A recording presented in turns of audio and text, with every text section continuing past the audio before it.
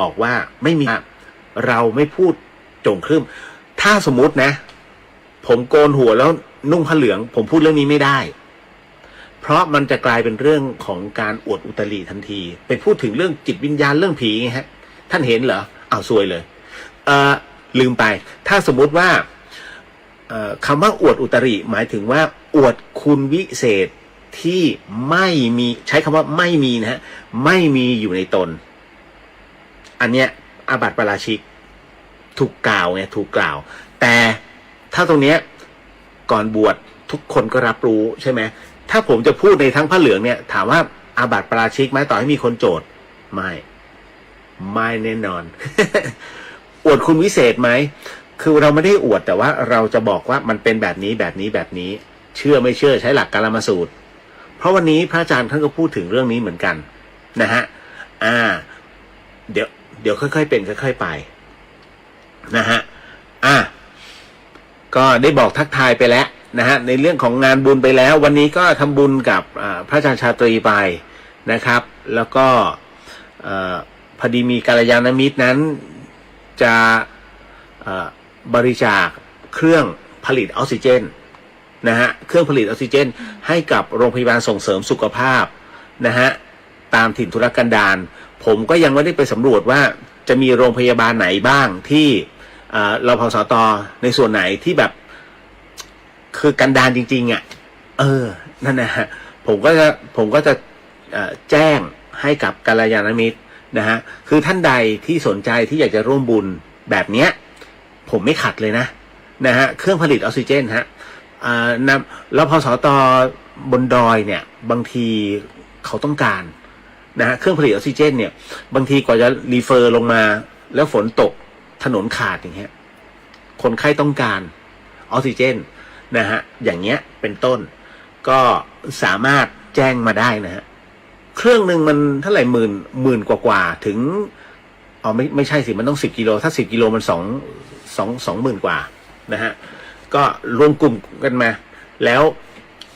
เราก็ลงชื่อไว้เพราะท้ายที่สุดแล้วเครื่องมือเหล่านี้มันช่วยชีวิตคนนะฮะเพราะฉะนั้นทั้งหมดเราได้ค่าคิวเขาเรียกกินหัวคิวบุญเพราะฉะนั้นเวลาใครป่วยใครไม่สบายก็นี่เลยนะฮะถ้าท่านแจ้งความจำนงมาผมจะหารพสตนะฮะแล้วท่านก็จัดการบอกร้านค้าให้เขาส่งไปที่นี่ตึ้งในนามกลุ่มนี้จบไม่ต้องขนไปไม่ต้องมาผ่านผม นะคือบางทีผ่านในส่วนคุณเลี้ยวหาให้พี่หน่อยนะได้ครับพี่เลี้ยวช่วยดูหน่อยกลุ่มหนูจากอย่างนะครับเพราะว่าจริงๆผมทำทุกปีนะครับแต่ว่าปีนี้เพิ่งจะมีแจ้งความจำนงมา2 ท่านนะครับก็เลยเดี๋ยวหารพสตน้องๆพยาบาลที่ฟังอยู่นะครับใครที่เคยย้ายมาจากไหนนะครับแล้วก็อยู่ในถิ่นทุรกันดารแจ้งพี่เดียวมาเนาะนะครับเข้ามาในอินบ็อกซ์แล้วก็บอกมาหน่อยนะฮะหรือว่าไปคุยกันก่อนนะครับว่ายังขาดอุปกรณ์อะไรบ้างอย่างเช่นพวกไม้เท้าหรือว่ารถเข็นสำหรับผู้ป่วยที่ไม่สามารถเดินได้อย่างเงี้ยก็แจ้งมานะฮะจบ หลังจากที่ผมเขียนในเรื่องของบุญนะฮะทำบุญให้กับคนตายสรุปแล้วคนตายได้อะไรนะฮะก็มีหลายท่านเคลียร์แล้วบางท่านก็มีข้อสงสัยก็ส่งมาผมก็ตอบให้เคลียร์หมดแล้วนะฮะหวังว่าคำถามนี้คงจะไม่มีแล้วนะ นะฮะในเรื่องของการทำบุญแล้วตกลงแล้วเนี่ยเขาอยากแฟนพี่มักพิซซ่ามากเลยอยากกินพิซซ่ามากเลยถูกฮะท่านน่ะคือผู้ส่งสารคนทำมาได้บุญนะฮะคนรับคือใครไม่ใช่วิญญาณนะฮะคือพระแหละคือผู้นำสารแล้วคนนำสารจะเอาไปให้วิญญาณกินได้ยังไงล่ะถูกไหมเพราะฉะนั้นเนี่ยทั้งหมดทั้งมวลอ่ะไอ้โรคภัยไข้เจ็บต่างๆโยมถวายให้ทั้งนั้นน่ะอยากให้สรรพวิญญาณนะฮะสรรพเจ้ากรรมนายเวรเอาก็ทำบุญของดีทั้งนั้น นะพาก็ความดันหัวใจนะไตเข้ามานะฮะประมาณนี้เบาหวานนะเพราะฉะนั้นจริงๆแล้ววิญญาณน่ะเสพรัศมี นะเป็นรัศมีแห่งความตั้งใจในเรื่องของการน้อมนำในบุญกุศลนั้นนะเพราะฉะนั้นในส่วนตรงนี้นี่เองเนี่ยถ้าคนที่สามารถมองเห็นในเรื่องของออร่าได้เวลาท่านไปโรงพยาบาลท่านลองสังเกตดูจะมีออร่าสีเหลืองสังเกตไหมฮะวิ่งเป็นเส้นเลยหรือบางทีถ้าเขาไปหยุดตรงเจ้าของไหนมันจะเป็นดวงสังเกตให้ดีนะอันนี้ขออภัยนะอันนี้ส่วนตัวนิดนึงสำหรับพวก X-Men ทั้งหลายที่สามารถมองเห็นออร่าได้นะฮะคือที่โรงพยาบาลเนี่ยนะฮะคือถ้าคนเขาไม่หนักจริงๆเขาไม่เข้าหรอกโรงพยาบาลนะฮะไม่ต้องแอดมิดด้วยไม่ถ้าไม่หนักจริงเขาไม่แอดมิดหรอกแต่คราวนี้บางคนเขาไม่ใช่หมอไงญาติไม่ใช่หมอจะช่วยยังไงดีวะพรุ่งนี้เขาต้องผ่าตัดไปถวายพระสังฆทานให้เห็นไหมท่านจะเห็นเลยว่ามันมีแสงสีเหลืองแต่มันก็จะสลับกันนะฮะคือถ้าคนป่วยจริงๆเนี่ยอย่าไปเอาออร่าที่ล้อมคนป่วยเอาออร่าที่มันรอตรงคนป่วยนะคุณก็จะเห็นนะแล้วมันจะปะทะกันตรงนั้นช่วงเหลื่อมมาสวยหมดยังเดี๋ยวน่าจะหมดแล้วนะครับเดี๋ยวขออนุญาตทักทายก่อนเนาะแล้วก็เราไปสมทานศีลกันแล้วก็มาพูดคุยในเรื่องของพระอาจารย์ชาตรีพร้อมกับเดี๋ยวตอบคำถามที่เหลือๆนะผมไม่ได้ก๊อปเลยนะคือไม่ได้ก๊อปของใหม่ที่เข้ามานะฮะเพราะว่าเราก็พูดตรงๆก็เช็ดฉี่คุณแม่ มันต้องทำความสะอาดอยู่เรื่อยๆนะฮะบางทีก็ต้องยอมนะฮะคือคุณแม่เราจะให้ใครทำคุณต้องเข้าใจเนาะแล้วอย่างหนึ่งเวลาคือผมเองก็ไม่ใช่ว่าอยากจะคุยกับคนแก่หรือว่าอะไรมากมายแต่ว่าถ้าแม่นะไม่คุยกับลูกคุณคิดว่าเขาจะคุยกับใครถูกไหมฮะก็เขาคุยวนไปวนมามีใครชอบคุยแบบวนไปวนมาไหมฮะไม่มีหรอกผมเชื่อมั่นได้ยกเว้นว่าเป็นคุณพ่อคุณแม่ตัวเองเราคุยกับเขาเนี่ยเพื่อให้เขาได้คิดนะฮะผมจะยิงคำถามไปบางทีนะฮะถามอีกแล้วถามเรื่อยๆนะถามงี้ก็สมองเบลอ เขาก็จะบอกแม่เหรอสมองเบลอเปล่าเนี่ยลูกสมองเบลอ แล้วก็จะเปลี่ยนเรื่องนะก็จะยิงมุกให้เขาขำๆบ้างนะบางทีก็หัวเราะนะแล้วก็คือบางอย่างมันต้องเราเท่านั้นไงคุณจะไปจ้างผู้ดูแลเนี่ยบางทีมันก็ไม่ใช่นะฮะผมก็ยังบอกเฮ้ยอันนี้ผมเข้าใจแล้วว่าทำไมน้องบางคนพี่เลียวถ้าว่างๆช่วยไปบ้านหนูหน่อยบอกทำไมมีอะไรหรือเปล่าเนี่ยคุณพ่อเป็นอย่างนี้เหมือนกันหนูก็ไม่รู้ทำไงบางครั้งผมก็ไปให้นะก็ไปเยี่ยมนะไปดูแลนะฮะก็พอเสร็จปุ๊บเนี่ยถ้าเห็นการเยี่ยวเลอะเทอะอย่างเงี้ยผมก็จะบอกน้องจะดูวิธีการทำความสะอาดเขาก่อนแล้วก็พอดูเสร็จปุ๊บเราเห็นข้อเสียของน้องเขาก็คืออาจจะเช็ดไม่สะอาดผมก็จะบอกเอาเดตตอลผสมน้ำเลยวางไว้เป็นขวดลงพื้นถูพอแล้ว นะคือเราไม่ได้รังเกียจนะเพียงแต่ว่าเราก็จะดูภาวะอารมณ์ของน้องเขาด้วยว่าไหวไหมแต่ส่วนใหญ่ไม่ค่อยไหวจริงๆผมเองเจอคุณแม่เข้าไปบางทีก็ไม่ไหว โอ้แม่ขมคอ นะแต่เขาประสาทการรับรู้หรือว่าอะไรต่างๆเนี่ยมันเริ่มพังไงนะยิ่งอายุเยอะผมจึงเข้าใจแล้วว่าหลายๆคนพยายามรักษาสุขภาพตั้งแต่สาวๆเลยสังเกตไหมฮะโอ้โหทุกอย่างเพื่อสุขภาพถนอมร่างกายมากมายผมยกตัวอย่างนะครับจะมีใครสักกี่คนที่เหมือนกับคุณย่าสโหนวันนี้คุณย่าสโหนเข้ามาไหมฮะจะมีใครสักกี่คนที่เท่ากับคุณย่าสโหนคุณย่าสโหนแข็งแรงมากนะแล้วยังสวยเป๊ะหุ่นสวยมากโอ้โหยิ่งพอกันทั้งคุณปู่คุณย่าคุณปู่ก็กล้ามเป็นมัดเลยผมเจอแล้ว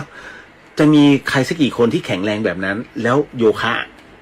นะฮะเพราะฉะนั้นมันน้อยคนไงเปอร์เซ็นต์ที่เป็นแบบ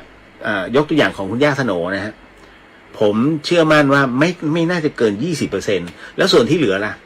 โอ้คือยอมรับความเป็นธรรมชาติคือประมาณว่าหายใจทิ้งแล้วคือหายใจแบบเสียเปล่าแล้วเพราะมันไม่มีแรงผมถึงกำลังนั่งนึกอยู่ว่าสุขภาพก็ควรจะรักษาแต่คราวนี้เมื่อรักษาไปแล้วอายุเยอะขึ้นแล้วก็เยอะขึ้นงานเนี่ยไม่ต้องห่วงหมดสิทธิ์ในการทำนะฮะอย่างถ้าสมมุติว่าเป็นงานประจำเนี้ยอย่างเงี้ยใช่ไหมจบเลยนะฮะแล้วการกินการอยู่ยิ่งไม่มีลูกจบเลยใครจะหาให้และยิ่งเป็นอัลไซเมอร์จบเลย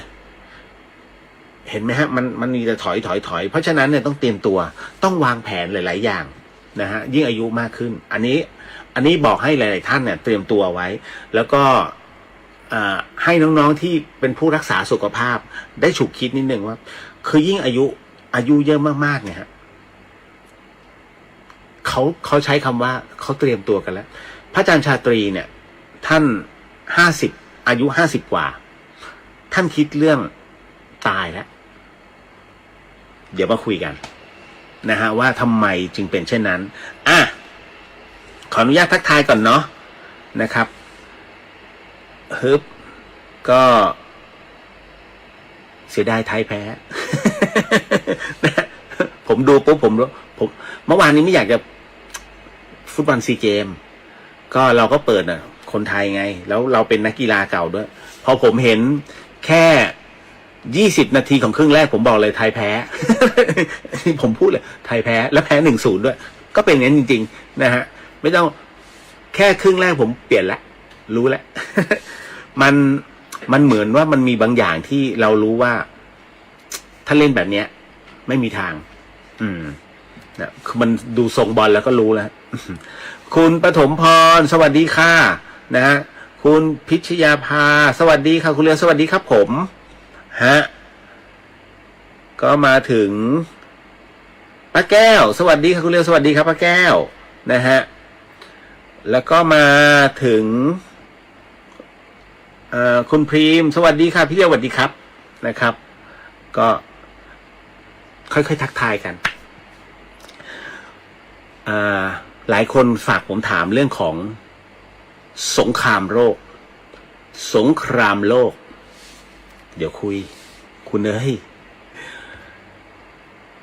เดี๋ยวนะฮะนิดนึงนะครับคุณชัยพลสวัสดีครับพี่สวัสดีครับผมนะฮะแล้วก็มาถึงคุณย่าสโหนมาตรงนี้เองเหรอ นะฮะคุณสุวรรณยาสวัสดีค่ะนะฮะ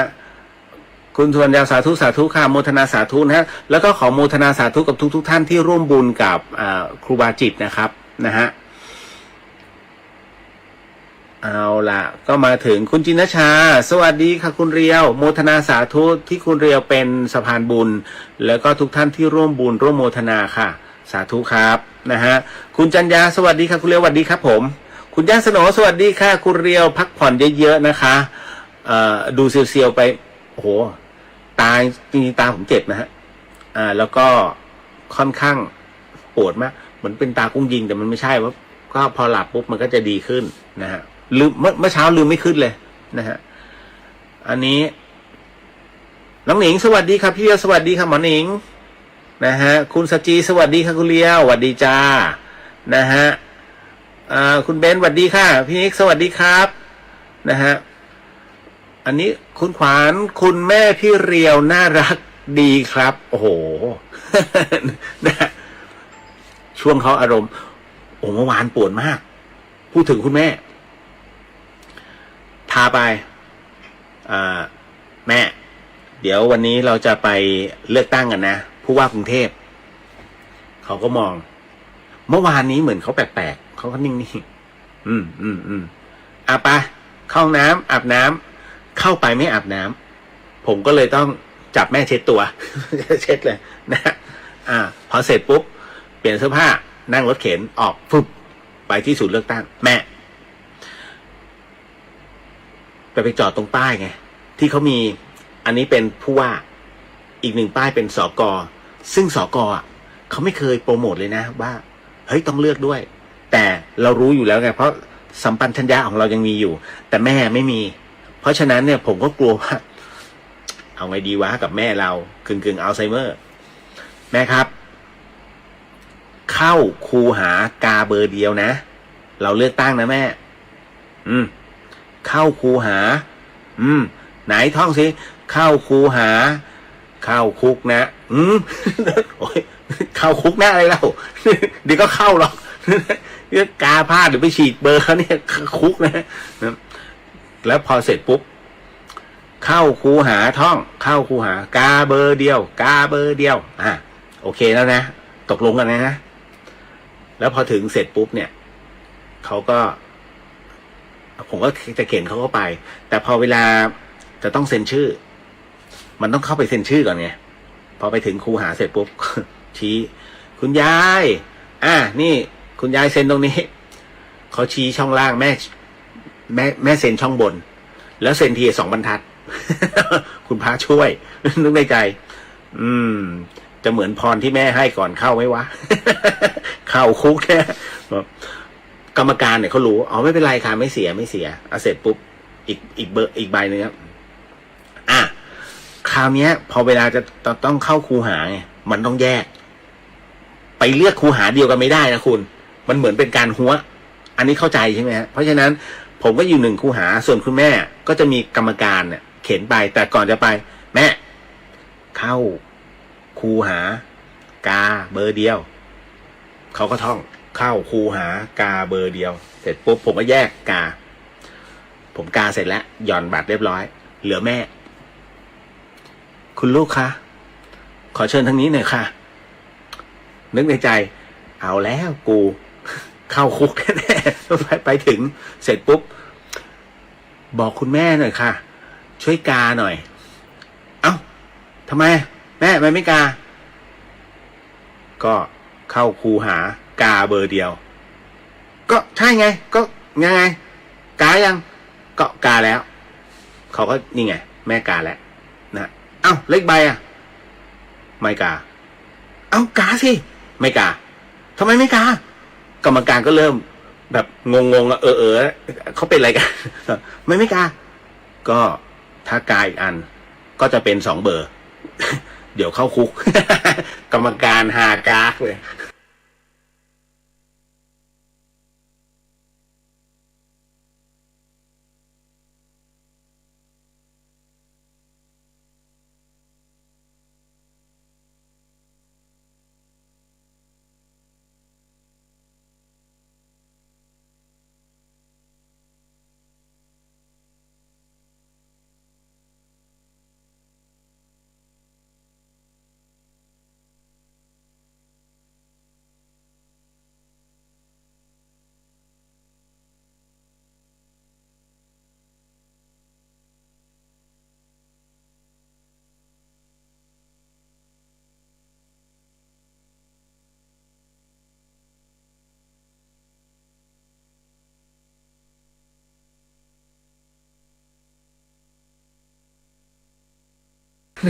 นะโอ้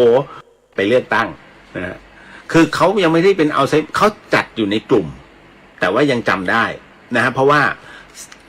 เส้นโลหิตของเขาที่มันแตกมันไม่ใช่เส้นสำคัญแต่ว่าความจำบางส่วนมันจะหายไปนี่แหละเกือบซวยเกือบโอ้โหมันสนุกมากคือถ้าเมื่อวานใครที่อยู่สมมุตินะถ้าคุณอยู่ในเหตุการณ์นี้ลุ้นมากคือลุ้นว่า1เขาจะกดปากกาเนี่ยแล้วบัตรมันจะฉีกไหมวะหรือเอาไปเนี่ยแล้วถ้าอารมณ์พุกพ่านขึ้นมาแม่ไปฉีกสวยแล้วกู โอ้มันลุ้นทุกขณะจิตนะฮะแต่ว่าพอดีว่าเขานั่งวีลแชร์ไงเพราะฉะนั้นเขาจะมีคณะกรรมการซึ่งเป็นครูที่โรงเรียนเขาก็จะดูแลให้คุณครูเข้าใจก็โอเคแล้ว นะฮะแค่ครูเข้าใจเรียวก็ปลอดภัยไปครึ่ง คุณมุนาโมทนาบุญด้วยค่ะสาธุครับกุ๊กกิ๊บพี่เลียวสถานี104.5ดับทั้งวันเลยค่ะน่าจะมีเหตุนะฮะแต่ว่าไม่เป็นไรก็พี่เลียวแจ้งพระอาจารย์ไปแล้วนะฮะสวัสดีนะคะพี่เลียวคุณแม่ฝากสวัสดีพี่เลียวด้วยนะคะมีคำถามค่ะเพื่อนเก็บหนังสือสวดมนต์หรือว่ารูปพระในถังขยะเหมาะสมไหมคะแล้วก็ ถ้าเราทำงานแล้วโดนกดขี่เรื่องเงินอยากจะออกแต่ก็ออกไม่ได้เรามีข้อธรรมใดบ้างในบางครั้งในการข่มอารมณ์โกรธได้ค่ะกรณีที่เก็บหนังสือสวดมนต์หรือว่ารูปพระในถังขยะนะฮะก็คือเก็บออกมาเนี่ยไม่มีปัญหาดีแล้วล่ะนะฮะคนทิ้งเนี่ยหรือว่าคนเผาหนังสือสวดมนต์ระวังสมองตื้อนะฮะมันเป็นคือเรื่องเนี้ยมันมีเรื่องของกฎแห่งกรรมเข้ามามีตัวอย่างด้วยของอาจารย์ทอเรนพิบูลเนี่ยได้เคยเขียนเอาไว้นะฮะก็คือคนที่เผาในเรื่องของหนังสือสวดมนต์คือไม่รู้จะเอาไปที่ไหนนะฮะหรือว่าทิ้งขยะหรือว่าฉีกมาเพื่อที่จะพับเป็นถุงนะหนังสือสวดมนต์นั้นเป็นข้อธรรมเป็นบทแห่งธรรมะเป็นบทสรรเสริญองค์พระสัมมาสัมพุทธเจ้า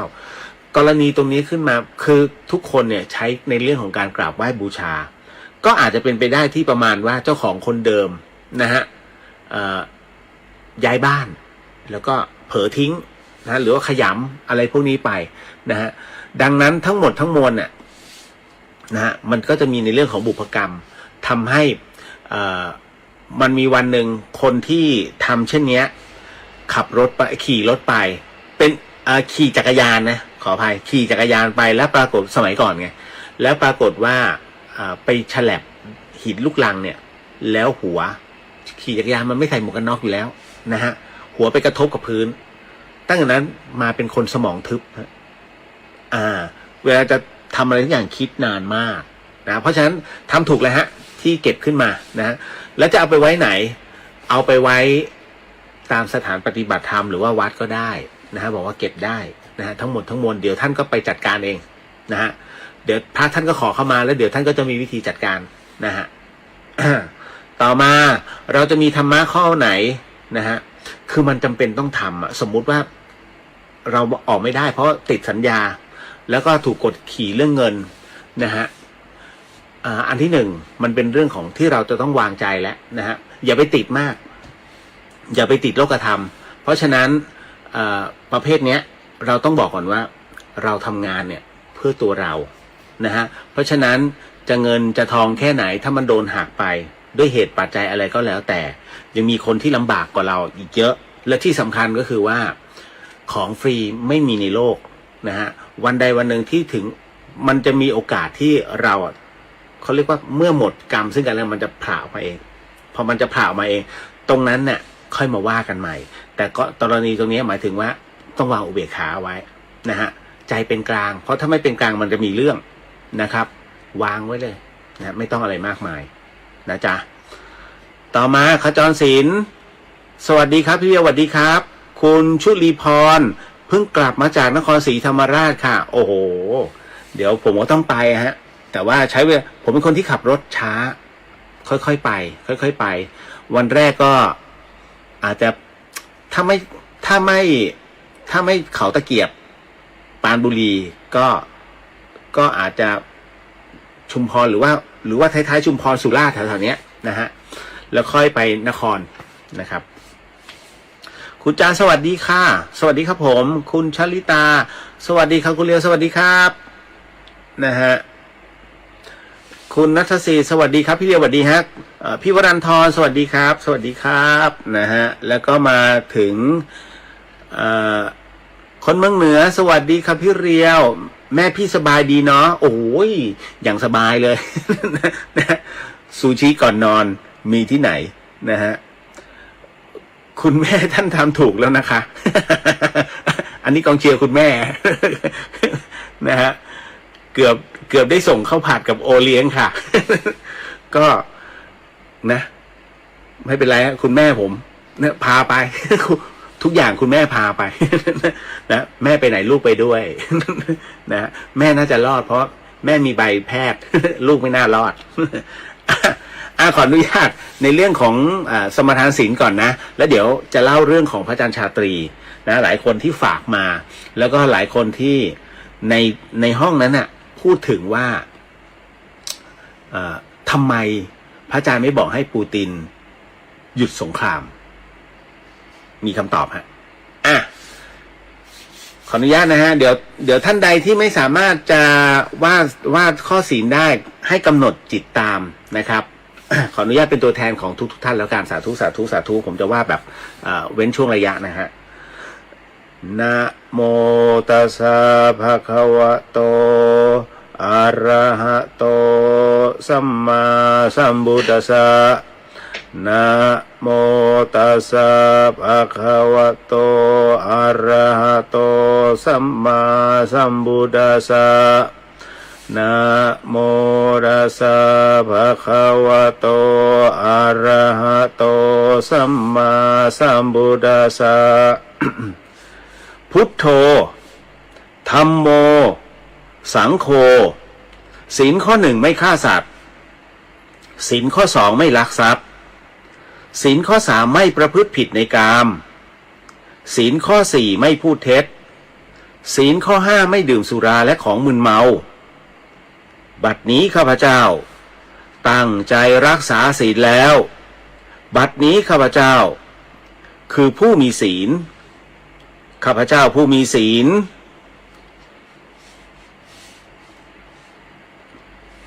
ละอาย ต่อการทำความชั่วกลัวต่อผลของบาปกรรมข้าพเจ้าผู้มีศีลมีหิริโอตปะมีกายเป็นมนุษย์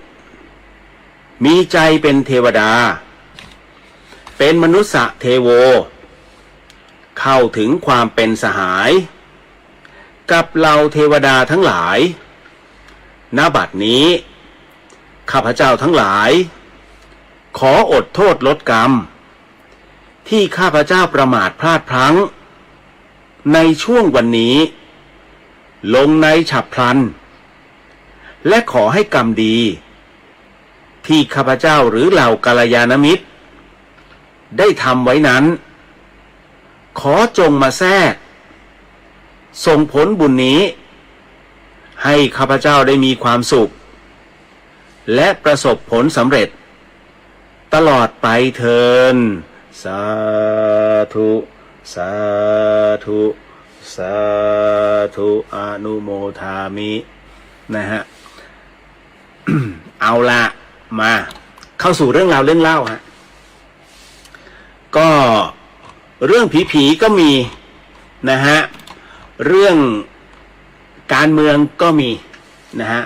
แต่สิ่งสำคัญก็คือว่าวันนี้ได้เข้าได้พอดีว่าอาจารย์ดร.กมลพรหรือว่าอาจารย์ติ๋วเนี่ยฮะก็ได้ นิมนต์พระอาจารย์ชาตรีมาที่โรงแรมเดอะสยามเฮอริเทจนะครับที่สุรวงศ์ก็ผมไปถึงนู่นประมาณ6 โมงครึ่งนะครับท่านมีเวลาแค่8 โมงนะเพราะว่าท่านนัดหมอไว้แล้วก็จะเดินทางไปรัสเซียเลยนะฮะด้วยความที่ ผมเจอพระอาจารย์ชาตรีก่อนนะมานานแล้วก็ที่เจอเพราะว่าท่านน่ะมาพักที่โรงแรมเดอะสยามเฮอริเทจ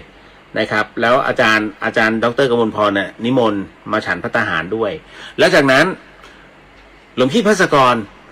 ณตอนนั้นนะฮะก็พักอยู่ที่นี่ด้วยก็เจอกันได้พูดคุยกัน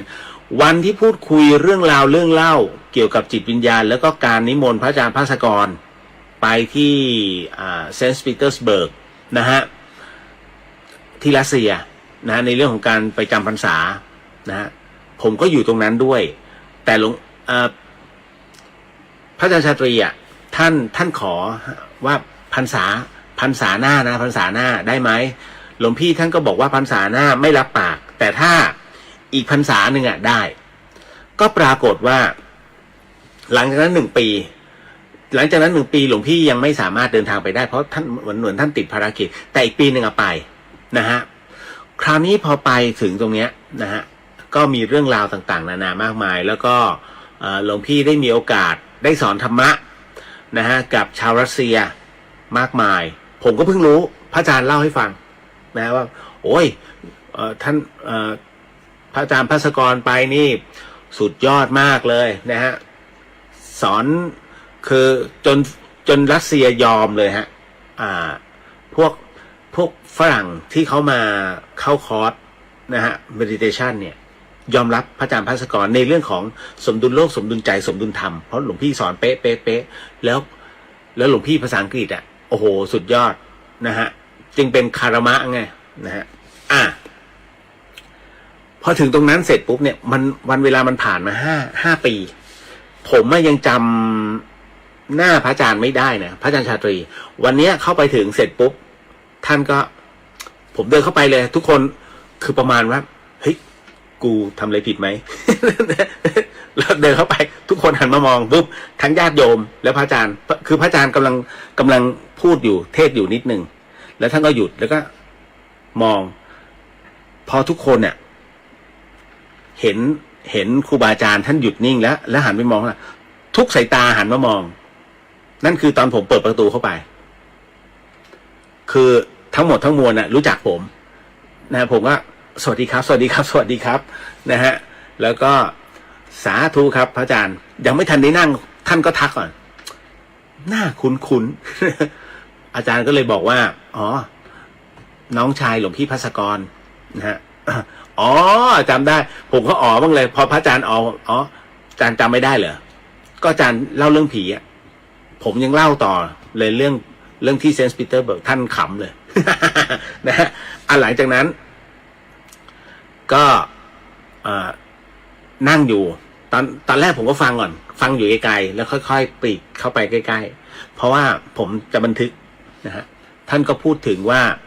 ไปยังไงนะฮะพระอาจารย์ชาตรีนั้นแรกเริ่มเดิมทีเนี่ยท่านอยู่ที่วัดชลประทานนะฮะท่านเป็นเรียกว่าเป็นลูกศิษย์หลวงพ่อปัญญานะฮะลูกศิษย์หลวงพ่อปัญญานันทภิกขุแต่คราวนี้ก็คือว่าด้วยที่ท่านเป็นพระที่ใกล้ชิดหลวงพ่อปัญญาอยู่แล้วนะฮะหลวงพ่อปัญญาก็จะให้เป็นเหมือนกับเป็นกึ่งผู้ที่คอยรับปัจจัยจากญาติโยมแล้วก็นับเพื่อจะเอาตรงเนี้ยไปลงบัญชีแล้วก็ทำการเป็นค่าใช้จ่ายในวัดไม่ว่าจะเป็นน้ำไฟอะไรก็ตามนะฮะพระอาจารย์ก็บอกว่าเนี่ยโอ้ยคนมาทำบุญเนี่ยวันหนึ่งเป็นแสนเนี่ยอาจารย์ก็นับบอกโอ้โหเนี่ยนะหลวงพ่อมีคนมาทำขนาดเนี้ยนะฮะตอนนั้นพระอาจารย์บอกว่าแหมความโลภมันเกิดความโลภในที่นี้หมายถึงว่าท่านเนี่ยอยากเรียนต่อที่ต่างประเทศนะฮะอยากจะศึกท่านบอกผมอัดท่านคำว่าอยากจะศึก นะเพราะด้วยตรงที่ว่าอยากให้หลวงพ่อช่วยอุปถัมภ์เพราะว่าเห็นกองเงินในถังนั่นน่ะก็เลยเรียนบอกหลวงพ่อเรียนบอกหลวงพ่อปัญญานะหลวงพ่อผมอยากจะไปเรียนต่อที่ต่างประเทศหลวงพ่อว่าไงหลวงพ่อปัญญาก็ตอบดีนะถ้างั้นผมขอสอบเพื่อที่จะไปเรียนต่อนะครับแล้วถ้ายังไงอยากให้หลวงพ่อช่วยอนุเคราะห์อุปถัมภ์ผมด้วยนะทุกๆเดือนหลวงพ่อก็ลองดูท่านก็สอบชิงทุนสอบต่างประเทศเนี่ยคือได้หมดเลยทุกอย่างแต่ท่านเลือกที่รัสเซียท่านก็ได้เป็นนักเรียนทุนที่รัสเซียแล้วคราวนี้พอตะบินปุ๊บท่านก็บอกหลวงพ่ออย่าลืมนะตอนแรกเนี่ยท่านบอกว่าท่านจะศึกผมจะศึกก่อนแล้วเดี๋ยวไปเรียนต่อหลวงพ่อปัญญาก็เลยบอกว่า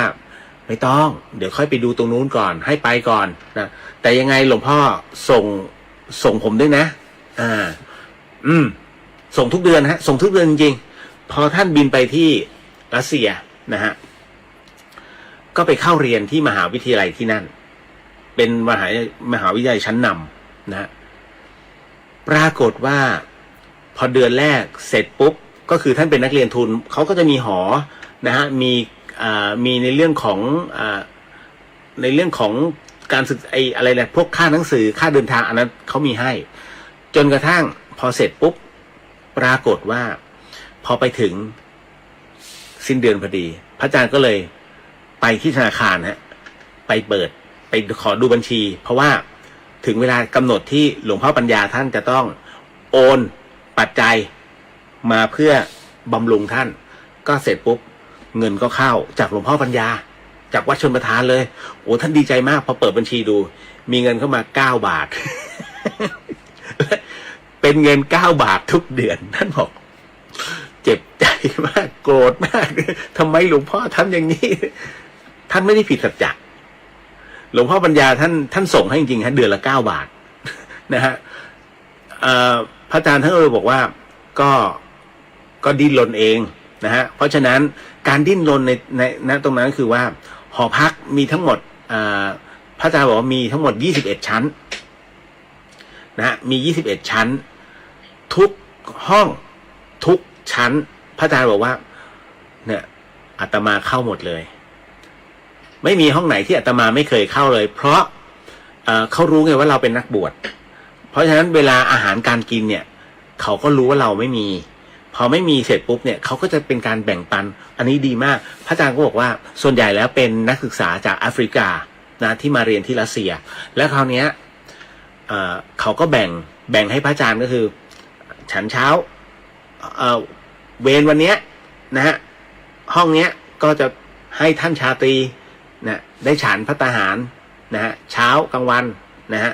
แต่เย็นอาจารย์ไม่ฉันอยู่แล้วไงนะก็ทุกห้องพระอาจารย์บอกว่าพระอาจารย์ตอบแทนด้วยการทำความสะอาดคอริดอร์ระเบียงข้างหน้านะฮะถูจนเอี่ยมเลยฮะ21 ชั้นถูหมดเลยสะอาดกว่าในห้องอีกท่านบอกนะฮะเพราะฉะนั้นฝรั่งมันก็ชอบเพราะมันสะอาดพระอาจารย์บอกว่าเป็นการฝึกสมาธิแล้วก็เป็นการเหมือนกับว่าออกกำลังไปในตัวท่านไม่ได้บ่ายเบี่ยงอะไรนักศึกษาทั้งหมดทั้งมวลเนี่ยมีท่านเนี่ยแต่งชุดคลุมจีวรเนี่ยแค่รูปเดียวคราวนี้มาพูดถึงในเรื่องของจีวรฮะสังเกตไหมครับว่าทำไมพระต่างประเทศนั้นจึงเป็นสีกัดเข้มมากเข้มแบบเข้มค้ำเลยฮะกึ่งจะเปลือกมังคุดด้วยซ้ำน้ำตาลไหมเลยฮะกึ่งจะดำนะฮะสังเกตไหมหลวงพี่ภัสกรเมื่อไปรัสเซียก็เปลี่ยนจีวรเป็นสีนั้นฮะผมก็เพิ่งรู้เหมือนกันประมาณว่าพระอาจารย์บอกอย่างนี้ว่าสีเหลืองสีส้มถ้าในรัสเซีย1เป็นสีของนักโทษฮะ2เป็นสีของโรงพยาบาลจิตเวชเพราะฉะนั้น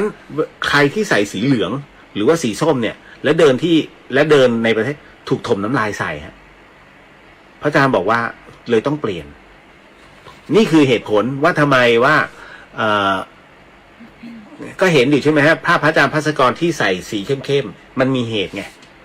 เพราะฉะนั้นเมื่อไปจำพรรษาที่ต้องเปลี่ยนสีจีวรนะแต่ก็คือให้คงความเป็นจีวรมากที่สุดก็คือสีเนี่ยกึ่งจะดำเลยนะฮะ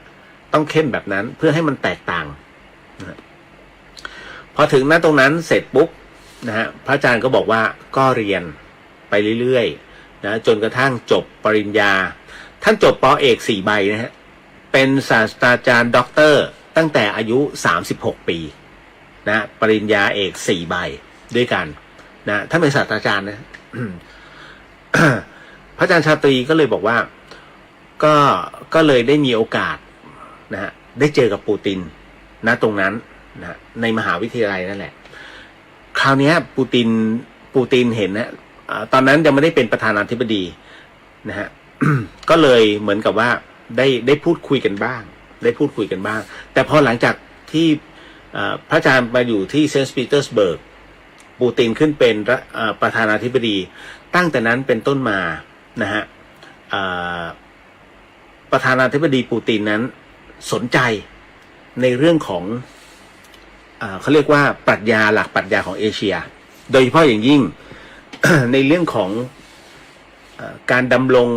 การปฏิบัติของศาสนาพุทธเพราะฉะนั้นณตรงนี้นี่เองเนี่ยพระอาจารย์ผมก็เลยถามไปว่าพระอาจารย์แล้วณตรงเนี้ยพระอาจารย์ไปเจอกับปูตินได้ยังไงท่านก็พูดถึงว่าที่ไปเจอกับปูตินได้เพราะว่าท่านปูตินเนี่ยเรียกเข้าพบแล้วก็สอบถามในเรื่องของอาเซียนในเรื่องของบุคคลในประเทศนะฮะท่านก็ให้ความเห็นเพราะว่าเรียนมาด้วยกัน นะฮะก็พูดนะฮะกับปูตินว่าแบบนี้แบบนี้แบบนี้อาเซียนประกอบไปด้วยแบบนี้แบบนี้แบบนี้นะฮะจนประธานาธิบดีปูตินเนี่ยเข้าใจนะฮะแล้วพอถึงตรงนั้นเสร็จปุ๊บอย่างกรณีอย่างเช่นทำไมต้องปฏิวัติท่านก็อธิบายให้ฟังนะฮะทำไมนักเรียนต้องประท้วงท่านก็อธิบายให้ฟังพระอาจารย์ชาตรีก็จะอธิบายให้ปูตินฟังแล้วพอถึงนายกรัฐมนตรีคนนี้เป็นยังไงนักการเมืองคนนี้เป็นยังไงปูตินพระอาจารย์ชาตรีท่านก็อธิบายให้ปูตินว่าเพราะฉะนั้นตื้นลึกในบางประเทศไทยนะฮะปูตินรู้หมดนะฮะแม้กระทั่งในส่วนของประเทศเพื่อนบ้านปูตินก็รู้หมดนะว่าการเชื่อมต่อของอาเซียนเป็นยังไงนะฮะที่ประทับใจที่สุดก็คือว่าในหลวงรัชกาลที่9จำได้ไหมฮะปูตินเนี่ยเคยได้คุยกับก็คือได้สนทนากับในหลวงรัชกาลที่9สนทนาจริงๆนะได้พบได้เจอกันนะฮะแล้วปูตินถามว่าถามในหลวงรัชกาลที่9บอกว่าเนี่ยประเทศรัสเซียยิ่งใหญ่มากมันมีพื้นที่มากมายเลยอยากจะเอาพื้นที่ตรงนี้ทำให้เกิดประโยชน์จะทำอย่างไรได้บ้างพระองค์ในหลวงรัชกาลที่9เลยบอกว่าให้ทำการเกษตรเศรษฐกิจพอเพียงฮะโอ้โหคุณคำนี้ใช้ที่ทั่วโลกจริงนะในหลวงของเราเลยฮะนะฮะก็ต้องเทิดทูนเลยฮะภูมิพลโมเดล จริงๆปูตินกลับไปถึงเสร็จปุ๊บเนี่ยคิดถึงคำพูดของในหลวงรัชกาลที่9ตั้งแต่นั้นเป็นต้นมาปรับพื้นที่ทั้งหมดเป็นการเกษตรและเป็นแบบเศรษฐกิจพอเพียงฮะตามที่ในหลวงท่านแนะนำโอ้โหปูตินสุดยอดนะฮะในหลวงของเราสุดยอดกว่านะฮะเพราะเป็นผู้ที่แนะนำนะหลังจากนั้นเสร็จปุ๊บเมื่อในหลวงของเราสวรรคตลงนะรัชกาลที่9นั้นสวรรคตลงปุ๊บพอรัชกาลที่10นั้นขึ้นครองราชย์ขึ้นมาปูตินก็ถามพระอาจารย์ชาตรีพระอาจารย์ชาตรีก็อธิบายเรื่องของการสืบสันตติวงศ์แล้วจากนั้นเนี่ยท่านก็อธิบายทั้งหมดแม้กระทั่งเศรษฐกิจพอเพียงเนี่ยก็ยังดำรงอยู่ทุกวันนี้นะฮะหลังจากนั้นเราก็ถามมีคนถามคือพระอาจารย์ทำไมพระอาจารย์ไม่บอกให้ปูตินหยุดสงครามพระอาจารย์บอกอย่างนี้ฮะว่าสงครามเนี้ยเราจะไปบอกเขาได้ยังไงเขาคือผู้นำประเทศเราคือใครอยู่ๆไปสอนเขานะฮะว่าท่านหยุดไม่ได้อาตมาแค่ตัวเล็กๆอาตมาแค่ถามมาให้ความคิดเห็นไปแค่นั้นท่านวางตัวถูกต้องฮะเพราะท่านจบการทูตนักการทูตเพราะฉะนั้นท่านวางตัวเหมือนนักการทูตเพราะฉะนั้นปูตินถามท่านแค่ตอบแบบนี้ดังนั้นเนี่ยท่านจึงเรียกว่าเป็นที่ไว้วางใจของประธานาธิบดีปูตินมากพระอาจารย์ชาตรีนะฮะแล้วหลังจากนั้นเสร็จปุ๊บท่านไม่สามารถบอกให้ปูตินหยุดได้หรอกท่านก็บอกว่าเอาอย่างนี้นะเป็นอาตมาก็ลบ พูดอย่างนี้เราก็อึ้งจริงเหรอพระอาจารย์ถ้าพูดถึงหลักการเมืองนะถ้าเราไม่เอาหลักทางธรรมถ้าเราเอาหลักทางธรรมเนี่ยเราก็ต้องวางอุเบกขาใครจะลบก็ต้องวางแต่คราวนี้ถ้าพูดถึงหลักของการปกครองเนี่ยมันจำเป็นเพราะว่ายูเครนเป็นเปรียบเสมือนเนี่ยหน้าด่านแล้วนาโต้เนี่ยเข้ามาเนี่ยเขามาทำเป็นฐานอาวุธนะเพราะถ้าเป็นฐานอาวุธเนี่ยเราจะชอบเหรออยู่กันคนละหมู่บ้านนะฮะเป็นศัตรูกันหมู่บ้านนี้กับหมู่บ้านนี้ปรากฏว่าอีหมู่บ้านนู้นเนี่ยเฮ้ยขอแจมบ้านข้างๆมึงกับกูมาเป็นพันธมิตรมาอยู่ใกล้ๆบ้านศัตรูคุณเอาไหมล่ะเนี่ยคล้ายๆกันเพราะฉะนั้นจำเป็นฮะปูตินจึงจำเป็นต้องปกป้องพลเมืองของเขานะฮะเพราะฉะนั้นคือถ้ายูเครนเข้าไปเป็นสมาชิกนาโต้แต่ห้ามเหมือนกับว่าคืออารมณ์ว่าถ้าไม่เข้าก็จบแล้วแต่นี้คือจะเข้าให้ได้นะฮะ พอจะเข้าให้ได้เนี่ยเขายอมไม่ได้นั่นแหละฮะดังนั้นมันจึงเกิดตรงนี้ขึ้นมาแล้วคราวนี้มันก็มาถึงคำว่านิวเคลียร์ผมยิงคำถามมาว่าพระอาจารย์มีโอกาสไหมฮะที่จะมีการยิงนิวเคลียร์ท่านบอกว่ามีโอกาสสูงมาก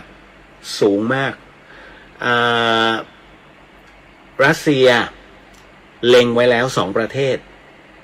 เป็นการสั่งสอนฮะตรงนี้นี่เองผมไม่สามารถจะบอกชื่อประเทศได้มันคือความลับมันคือเขาเรียกว่า แค่บอกว่าประธานาธิบดีจะสั่งสอนว่าเฮ้ยสนับสนุนขนาดนี้เลยเหรอมันมีการสนับสนุนอะไรกันเกิดขึ้นมันเป็นความลับของทางราชการของเขานะอันนี้ก็บอกได้แค่นี้ว่ามีโอกาสสูง2 ประเทศที่โดนสั่งสอนนะเพราะฉะนั้นเนี่ยโทษเขาไม่ได้เพราะอะไรท่านต้องดูความเป็นมาของนาโต้ก่อนนาโต้เกิดขึ้นเพราะอะไรนาโต้เกิดขึ้นเพราะว่าต้องการชนกับสหภาพโซเวียต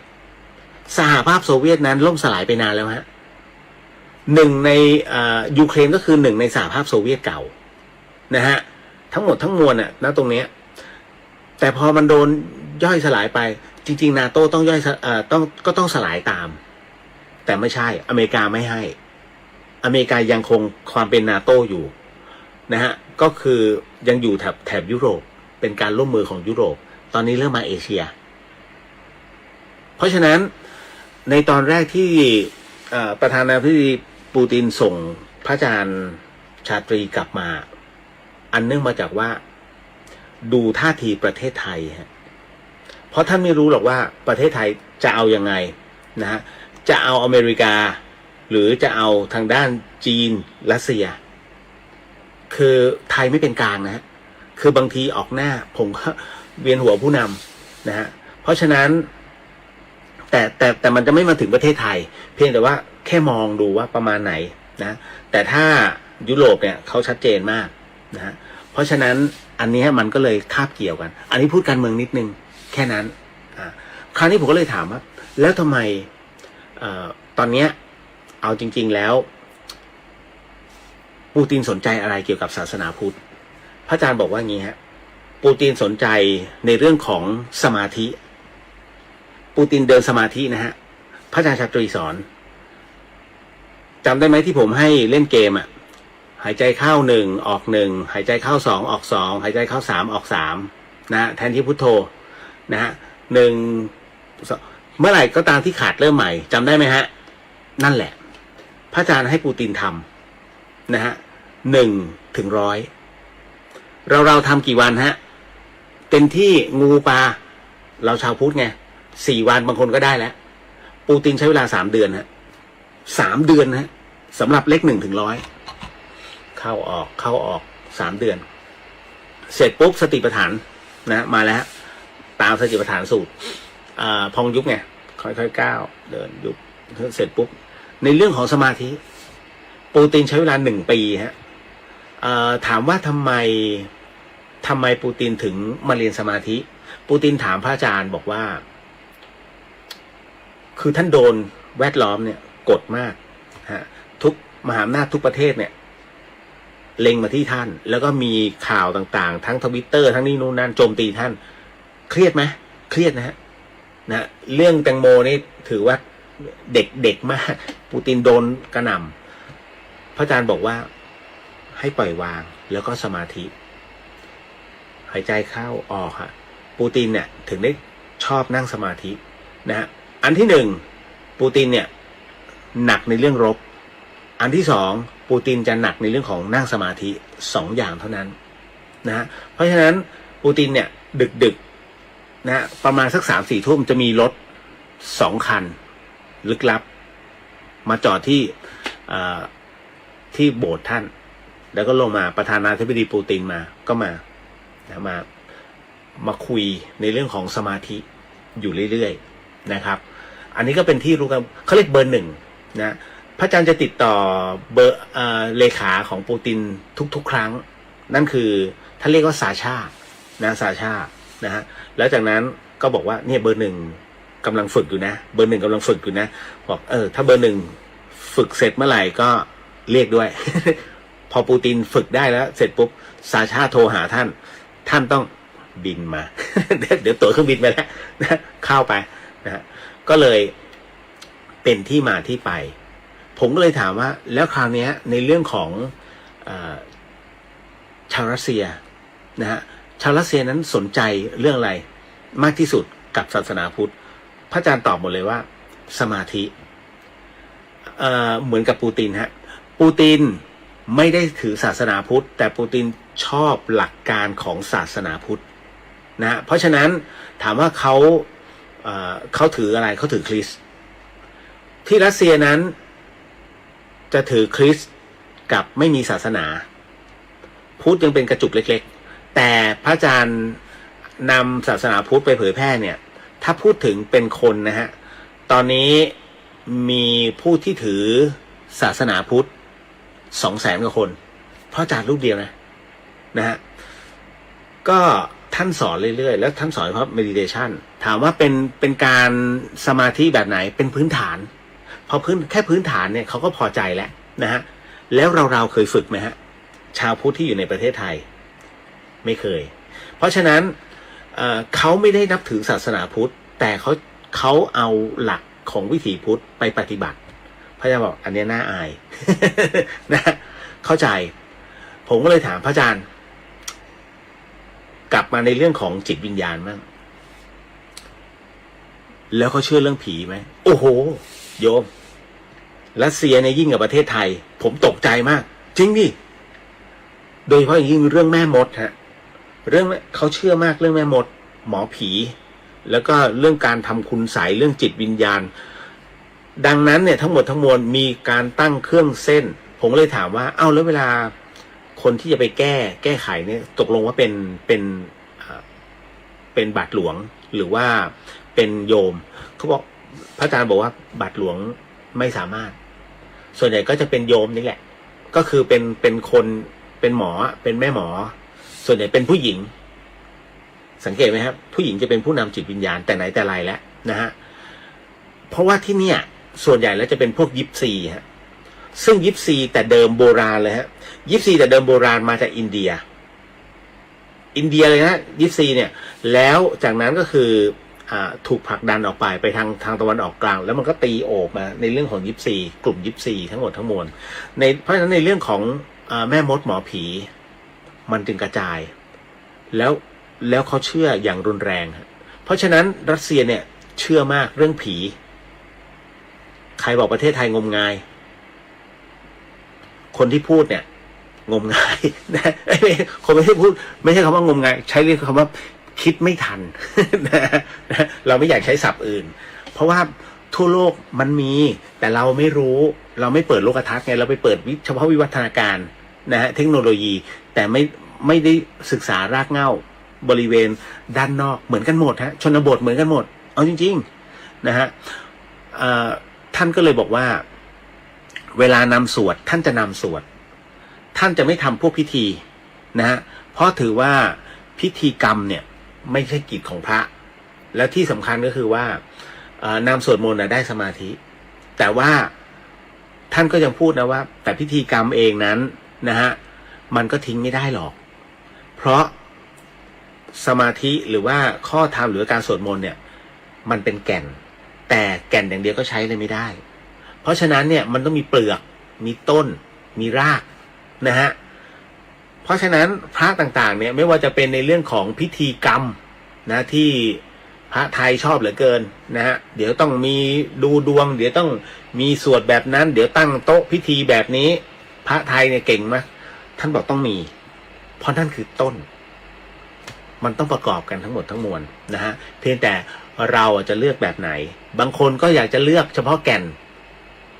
นเนี่ยพระอาจารย์บอกรู้ได้ก็ดีแล้วใช้อะไรได้ถ้าหากไม่รู้พื้นเพราะฉะนั้นก่อนจะเรียนสมาธิต้องเรียนปริยัติก่อนพระอาจารย์พูดถูกนะฮะเพราะฉะนั้นพระอาจารย์ภาสกรจึงหนักปริยัติเพราะปริยัติมันคือเขาเรียกมันเป็นแนวคิดและเป็นพอยต์ให้ปฏิบัติตามแนวคิดเพราะฉะนั้นพอปริยัติเกิดขึ้นมาแล้วฮะคราวนี้ปฏิบัติมาแล้วเห็นไหม มันควบคู่กันนะฮะก็พูดถึงตรงนี้เสมอนะฮะผมก็เลยจี้ไปว่าพระอาจารย์เนี่ยผมก็ลืมเอายันท้าวเวสสุวรรณมาให้อาจารย์ผมเตรียมไว้แล้วนะแหมเสียดาย คือเรื่องของเรื่องเนี่ยเรื่องผีเรื่องวิญญาณเอาจริงผมถึงได้บอกว่ายันท้าวเวสสุวรรณน่ะคุณอย่าทิ้งมันเป็นอะไรที่สุดๆแล้วเพราะเป็นเทพแห่งวิญญาณซึ่งฝรั่งเองยอมรับยันท้าวเวสสุวรรณนะที่ผมแจกให้ฝรั่งยอมรับนะเพราะว่าพระอาจารย์เนี่ยใช้อันนั้นแหละที่ไล่ผีที่เซนต์ปีเตอร์สเบิร์กนะฮะเล่ากี่รอบก็ยังเหมือนเดิมนะฮะเพราะว่าที่นู่นผีที่นู่นกินเลือดดิบที่คุณเห็นตามหนังอ่ะพระอาจารย์บอกว่าของจริงเอาจริงๆที่นู่นก็เป็นงั้นเลี้ยงกันด้วยเลือดสดๆนะฮะเลือดหมูเลือดวัวนะฮะอะไรก็ตามที่เลือดแกะเนี้ยเจาะวางเส้นแล้วมันก็มากินในคาบคนฮะก็คือเข้าเหมือนกันผีเข้าเหมือนกัน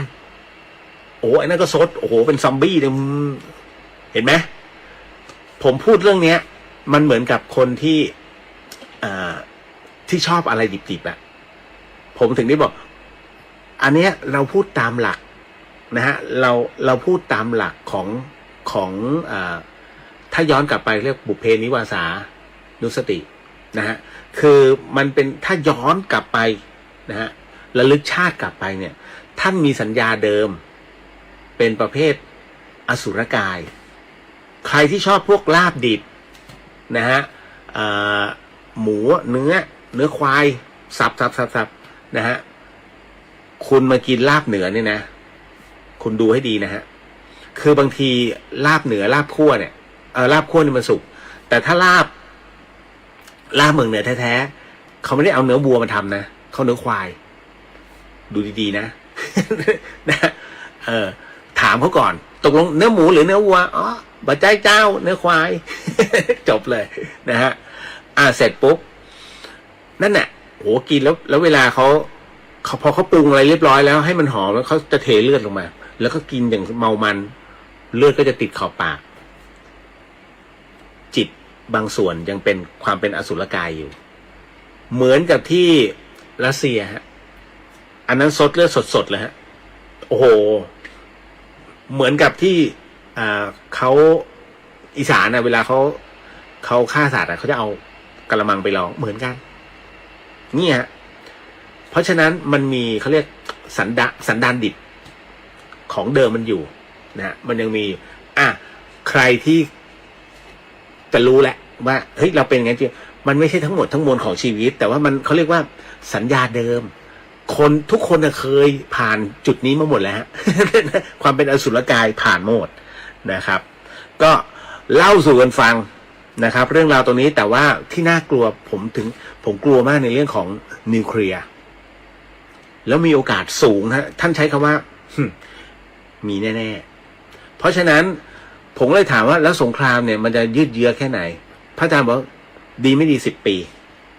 แล้วราคาน้ำมันจะสูงขึ้นเพราะอเมริกาทะเลาะหมดเลยฮะทะเลาะหมดทุกจุดที่เป็นแหล่งน้ำมันเวเนอิหร่านอิรักอะไรล่ะซาอุนะฮะทะเลาะหมดแล้วจะเอาตรงไหนแหล่งน้ำมันทั้งนั้นเลยฮะแต่อเมริกาเป็นอะไรที่เขาเป็นประเทศที่เบ็ดเสร็จในเรื่องของการค้านะฮะมันมีประเทศหนึ่งอเมริกาเนี่ยถ้าใครเข้านาโต้เนี่ยต้องใช้อาวุธเขานะเป็นการเบิกอาวุธมาใช้แล้วเงินจ่ายทีหลังเพื่อเห็นไหมฮะเพราะว่าตอนนี้อเมริกาขาดดุลการค้าสูงมากจีนอันดับ1นะฮะเพราะฉะนั้นเขาต้องทำยังไงก็ได้ที่ต้องไม่แพ้ตะวันออกนะฮะเพราะฉะนั้นเนี่ยเขาถึงต้องทำทุกอย่างให้รับรู้แค่ตรงนั้นนะครับเอาละขออนุญาตคุณนพสวัสดีค่ะคุณเลียวสวัสดีครับผมนะฮะป้าแก้วเมื่อไม่กี่วันก็ได้ไปกราบหลวงปู่สายทิเบตท่านก็พูดเรื่องนี้ค่ะให้พวกเราต้องฝึกสติไว้มากๆถึงมากที่สุดฮะแต่เอาจริงนะที่เห็นนะฮะ ที่เขาเขียนข่าวกันน่ะผมอ่านแล้ว ออกจากปากท่านเนี่ยแน่นอนที่สุด นะจริงๆผมก็อยากจะพูดในกลุ่มของกรมนนะที่ผมเนี่ยกับไม่เอานะคุณนัทสวัสดีครับคุณเลียวสวัสดีครับผมนะฮะต่อมาพี่อุทิศสวัสดีครับคุณเลียวสวัสดีครับพี่คนเมืองเหนือต่างชาติฟังธรรมยังไงพี่ท่านไม่ได้บรรยายธรรมแต่ท่านสอนเฉพาะสวดมนต์เนี่ยท่านเขียนใหม่อย่างกรณีของรัสเซียเนี่ยฮะสติปัฏฐานสูตรเนี่ยฮะท่านเขียนเป็นภาษารัสเซียเพื่อให้เขาได้อ่านให้เขาได้เข้าใจแล้วก็ในเรื่องของสมาธิก็จริงๆแล้วเนี่ยฮะพระอาจารย์บอกว่าพวกที่รัสเซียเนี่ยแก้ยากมากตรงที่ว่าเขาสนใจวัชรยานเวลากราบพระเนี่ย108 ครั้งนะฮะลุกขึ้นยืนคุกเข่าก้มลงไปลุกขึ้นยืนคุกเข่าก้มมาพระอาจารย์บอกไม่ต้องขนาดนั้น3 ครั้งพอนะฮะอัญชลีวันทาอภิวาทแค่นั้นเขาก็ทำ3 ครั้งแต่พอเอาเข้าจริงๆปุ๊บพระอาจารย์บอกว่าอาจารย์อาตมาตื่นมาตอนตี 5จะนำสวดปุ๊บพอเดินออกมาข้างหน้าปุ๊บมัน ยังไหว้แบบวัชรยานอยู่เลยนะฮะคือเขาติดที่เบสมานั่นนะฮะแต่คือเขาไปฝึกของที่เบสก่อนแต่พอท้ายที่สุดแล้วพอฝึกแล้วเนี่ยมันเหมือนกับว่าเขาไม่ได้อะไรนะฮะเขาก็เลยลองมาฝึกตรงนี้ดูนะฮะพอฝึกกับพระอาจารย์เนี่ยในเรื่องของมหาสติปัฏฐาน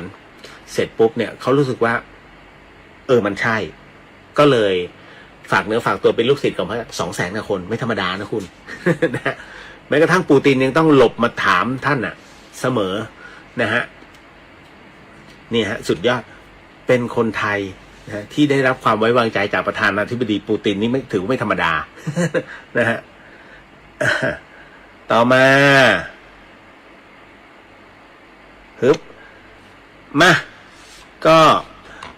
เรื่องหนึ่งแล้วการพอดีเรื่องนี้ผมค้างไม่นานมากในเรื่องของไม่แน่ใจว่าหลอนหรือเปล่านะสิ่งที่คุณผู้ฟังกำลังจะได้ยินได้ฟังเรื่องราวจากผมต่อไปนี้นั้นอย่าเชื่อนะฮะให้ฟังหูไว้หูแล้วก็ใช้วิจารณญาณทุกครั้งในการรับฟังเรื่องราวประเภทนี้ข้อสำคัญอยากให้คุณผู้ฟังได้ฟังเป็นนิยายเพราะว่าเรื่องที่ผมกำลังจะเล่าต่อไปเนี้ยเป็นเรื่องราวที่น้องส่งเข้ามานานมากแล้วผมจะเล่าดีไหมเอาเล่าก็เล่านะฮะใช้หลักกรรมสูตรนะในการฟังนะน้องเขาบอกว่าพี่เรียวครับผมมีเรื่องมาเล่าให้ฟังครับก็คือข้างบ้านผมนั้นมีคนฆ่าตัวตายครับเมื่อวันสงกรานต์ที่ผ่านมาและปรากฏว่ามีคนเห็นคนตายเนี่ยนะฮะเขาเดินไปเดินมาในบ้านทั้งช่วงเย็นแล้วก็ช่วงดึกๆนะฮะแล้วมันทำให้ผมซึ่งอยู่ที่บ้านติดกันก็พลอยหลอนไปด้วยครับพี่คือครัวของผมเนี่ยโดยเฉพาะซิงค์ล้างจานจะหันหน้าไปทางห้องรับแขกของแกครับแต่บอกก่อนนะฮะว่าตั้งแต่มูลนิธิเนี่ยเอาร่างไปแล้วก็เอาลูกแล้วลูกแกก็มาเอาศพไปเผาให้เนี่ยก็ไม่มีคนเข้ามาอยู่ในบ้านหลังนั้นอีกเลยแล้วเมื่อคืนนี้หลายคืนมาแล้ว อันนี้น่าจะเดือนกว่าแล้วนะแล้วเมื่อคืนนี้ขโมยขึ้นบ้านนั้นครับน่าจะราวๆตี 3ผมกับพ่อได้ยินเสียงคนโวยวายแล้วก็ขี่รถเครื่องออกไปก็คือรถมอเตอร์ไซค์ออกไปจนเมื่อเช้าพ่อหลวงก็คือผู้ใหญ่บ้านกับตำรวจได้ตามจับได้คนร้ายนั้นนอนจับไข้ทั้ง2 คนปรากฏว่าเป็นวัยรุ่นครับโดยที่มันบอกว่านะเจอผีห้อยหัวในบ้านมันหลอกตอนที่เปิดประตูเข้าไปขนาดปีนรั้วออกมาแล้วน้องมันบอกว่ายังตามมานั่งบนรั้วมองด้วยเด็ก2 คนนั้นสารภาพด้วยอาการสติแตกครับเป็นเด็กที่อยู่ถัดไป2 หมู่บ้านแล้ววันนี้ตอนทุ่มกว่าในขณะที่ผมนั่งดูทีวีและพ่อเพิ่งจะอาบน้ำเสร็จแม่เขาก็รีบเดินมาหาผมกับพ่อแล้วก็บอกว่าเมื่อกี้แม่เผลอมองไปที่บ้านหลังนั้น เห็นเหมือนไฟมันดับติดแกก็เลยยืนดูอยู่ปรากฏว่าแม่เขาเห็นคนเดินผ่านไปช้าๆอุ๊ยขนลุก และปรากฏว่าม่านมันก็เปิดฟลุปนะฮะแม่เขาเห็นเชือกนะฮะแม่เขาเห็นเชือกที่ห้อยอยู่กลางบ้านน่ะแกว่งเองไปมาผมกับพ่อก็เลยเดินไปดูก็ไม่มีอะไรครับพี่ไฟก็ปิดมืดก็ยังสงสัยแม่มองเห็นได้ยังไงไฟที่ว่าดับติดก็ไม่มีแต่แม่ที่เห็นนั้นดูสีหน้าว่าถ้าจะกลัวมากๆผมกับพ่อก็รู้ว่าแม่คงเจอแล้วก็กลัวจริงๆตอนนี้ทั้งบ้านไม่มีใครกล้าที่จะเดินเข้าครัวตอนค่ำๆมืดๆแล้วครับพี่เลียวครับผมควรจะทำอย่างไรดีอยากขอความช่วยเหลือครับผีเพื่อนบ้านอ่ะก็บ้านเขาอ่ะ จะยังไงอ่ะเขาไม่ได้ข้ามมาบ้านน้องอ่ะเพราะฉะนั้นบ้านใครบ้านมันก็ไม่ต้องไปดูถ้าหนักนักนะฮะตอนเช้าก็หาระแนงทำเป็นจุดบังตานะข้างรั้วนะฮะหรือว่ากั้นผ้าใบขึงไว้ไม่ต้องไปมองแค่นั้นแหละแต่ทำไมแบบเอาแบบครอบครัวผมอยู่ได้สิพี่ ถ้าไปกั้นแค่นั้นมันคือกั้นไม่ให้มองเห็นนะมันแค่ปลายเหตุเอาละอย่างนี้นะครับไปดูกระจกแปดเหลี่ยมมาเนาะนะฮะก็เอาแขวนไว้นะครับแล้วจากนั้นก็สวดบทจักรพรรดิซะหน่อยนะฮะเพื่อเป็นการอุทิศบุญให้เขานะฮะแล้วก็ถ้าเป็นไปได้นะฮะเป็นไปได้ก็พยายามสวดมนต์อธิษฐานทั้งทุกวันนะแล้วก็ใส่บาตรนะครับแล้วจากนั้นคือทานศีลภาวนาเนี่ยขอให้มีแล้วอุทิศให้เขาเนี่ยเป็นพอนะฮะต่อให้เป็นวิญญาณอันนี้ก็คือตายโหงใช่ไหมเพราะว่าเขาแขวนคอนะฮะต่อให้เป็นวิญญาณแบบนั้นเนี่ยเขาก็จะไม่มายุ่งกับบ้านเรานะฮะ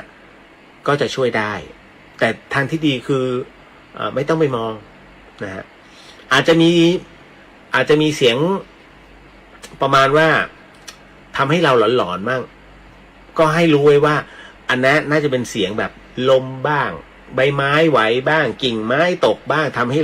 เขาเรียกขวัญมันกระเจิงนะฮะทั้งหมดทั้งมวลมันอยู่ที่จิตของเราถ้าจิตเราไม่ปรุงแต่งไม่กลัวหรอกนะแต่ถ้าจิตเราปรุงแต่งไปเรื่อยๆน่ากลัวพูดถึงตรงนี้ก็นึกขึ้นมาได้ว่าในเรื่องของการปรุงแต่งพอดีหลวงพี่ภัสกรเนี่ยท่านมรณภาพเมื่อวันที่14 มีนาคมปี64ถูกไหมฮะปรากฏว่าพระอาจารย์ชาตรีเป็นโรคเดียวกันเลยพระอาจารย์ชาตรีก็เป็นโรคเดียวกันก็คือเส้นโลหิตในสมองแตกแต่ผมก็ลืมบอกพระอาจารย์ชาตรีไปว่าหลวงพี่ไม่ได้เป็นโรคโลหิตไม่ได้เป็นโรคเส้นเลือดในสมองแตกผมไม่ได้บอกหลวงพี่นะฮะแต่คราวนี้คือพระอาจารย์ชาตรีบอกเนี่ยท่านเป็นอัมพฤกษ์อยู่เดือนครึ่งนะฮะแล้วท่านก็โชว์แขนให้ดูว่าเพิ่งไปเจาะเลือดแล้วก็ไปตรวจมาให้ยามานะฮะก็ท่านแล้วก็ตอนที่ท่านมีช่วงหนึ่งที่ท่านสลบไป18 ชั่วโมงฮะ18 ชั่วโมงเนี้ยพระอาจารย์มาเฉลยกับผมนะตอนที่นี่ท่านนั่งฉันข้าวไปด้วยคุยกับผมไปด้วยเขาบอกว่า18 ชั่วโมงนี้อาตมาเจออะไรเยอะมากพระอาจารย์18 ชั่วโมงผมแค่45 นาทีแค่45 นาทีผมก็เจอเพียบแล้ว ผมก็เห็นเพียบแล้วพระอาจารย์เนี่ยเพราะฉะนั้นเนี่ยผมถึงได้แบบต้องมานั่งจัดรายการแบบนี้เดอะเฮียนแล้วก็พูดถึงในเรื่องของหลักธรรมไปด้วยพระอาจารย์บอกดีแล้วเพราะว่าอาตมาก็เจอแหมเสียดายเวลามันน้อยเพราะท่านต้องไปท่านนัดหมอไว้ไงก็เลยไม่ได้คุยกันว่าไอ้18 ชั่วโมงที่ท่านหลับไปเพราะท่านตื่นขึ้นมาเนี่ยหมอเต็มเลยเพราะท่านเป็นคนสำคัญของปูติน อารมณ์ว่าที่ปรึกษาพระอาจารย์ชาตรีเป็นที่ปรึกษาของปูตินนะฮะแต่ว่าเป็นที่ปรึกษาท่านบอกตัวเล็กๆแต่จริงๆเท่าที่ผมฟังท่านไม่น่าเล็กนะ ท่านเป็นที่ปรึกษาจริงๆนะก็โอ้มีแพทย์มีพระอาจารย์บอกตื่นมาแพทย์อยู่ตรงเนี้ยถึง7 คนด้วยกันแล้วท่านก็ถามมายืนกันทำไมแพทย์ก็บอกว่าท่านสลบไป18 ชั่วโมงนั่นคือเรื่องราวที่พอจะจำได้เพราะผมบันทึกเอาไว้แหละแต่ผมไม่สามารถจะปล่อยออกมาได้นะฮะพอถึงตรงนี้ก็เลยคล้ายๆกันนะฮะเลยพูดเรื่องราวตรงนี้ก่อนนะฮะยังมีคนสงสัยอีกแล้ว ให้ผมพูดอีกแล้วเรื่องของวิญญาณเสพบุญเนี่ยคือบางคนก็ดื้อ ไม่ยอมเข้าใจคืออย่างนี้ผมอธิบายอีกรอบนึงนะผมเขียนไว้ในคือถ้าอยากจะอ่านในรายละเอียด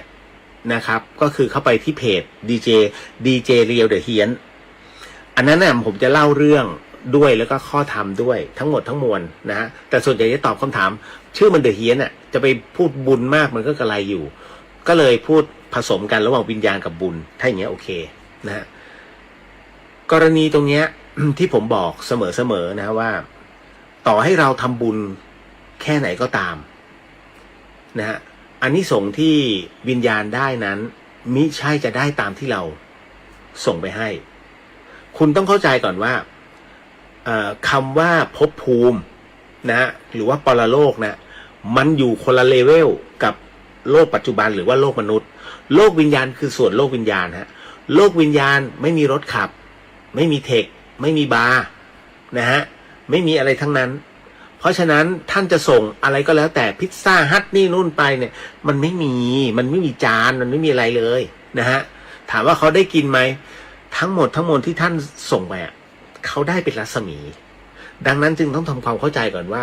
ต่อให้คุณส่งของหวานไปให้เขาเป็นเบาหวานเลยส่งยันเป็นเบาหวานได้เลยฮะคนเป็นเบาหวานจริงไม่ใช่วิญญาณพระ เราปฏิเสธไม่ได้นะฮะว่าเรายกให้พระท่านเป็นผู้นำทางจิตวิญญาณถูกไหมฮะแต่จริงแล้วบุญนะมันเกิดได้หลายอย่างกรณีของผู้ที่แจ้งความจำนงจะบริจาคอุปกรณ์ผลิตออกซิเจนอย่างเงี้ยเขาก็ได้บุญเป็นหนึ่งในบุญกริยาวัตถุนะฮะนั่นก็คือในเรื่องของ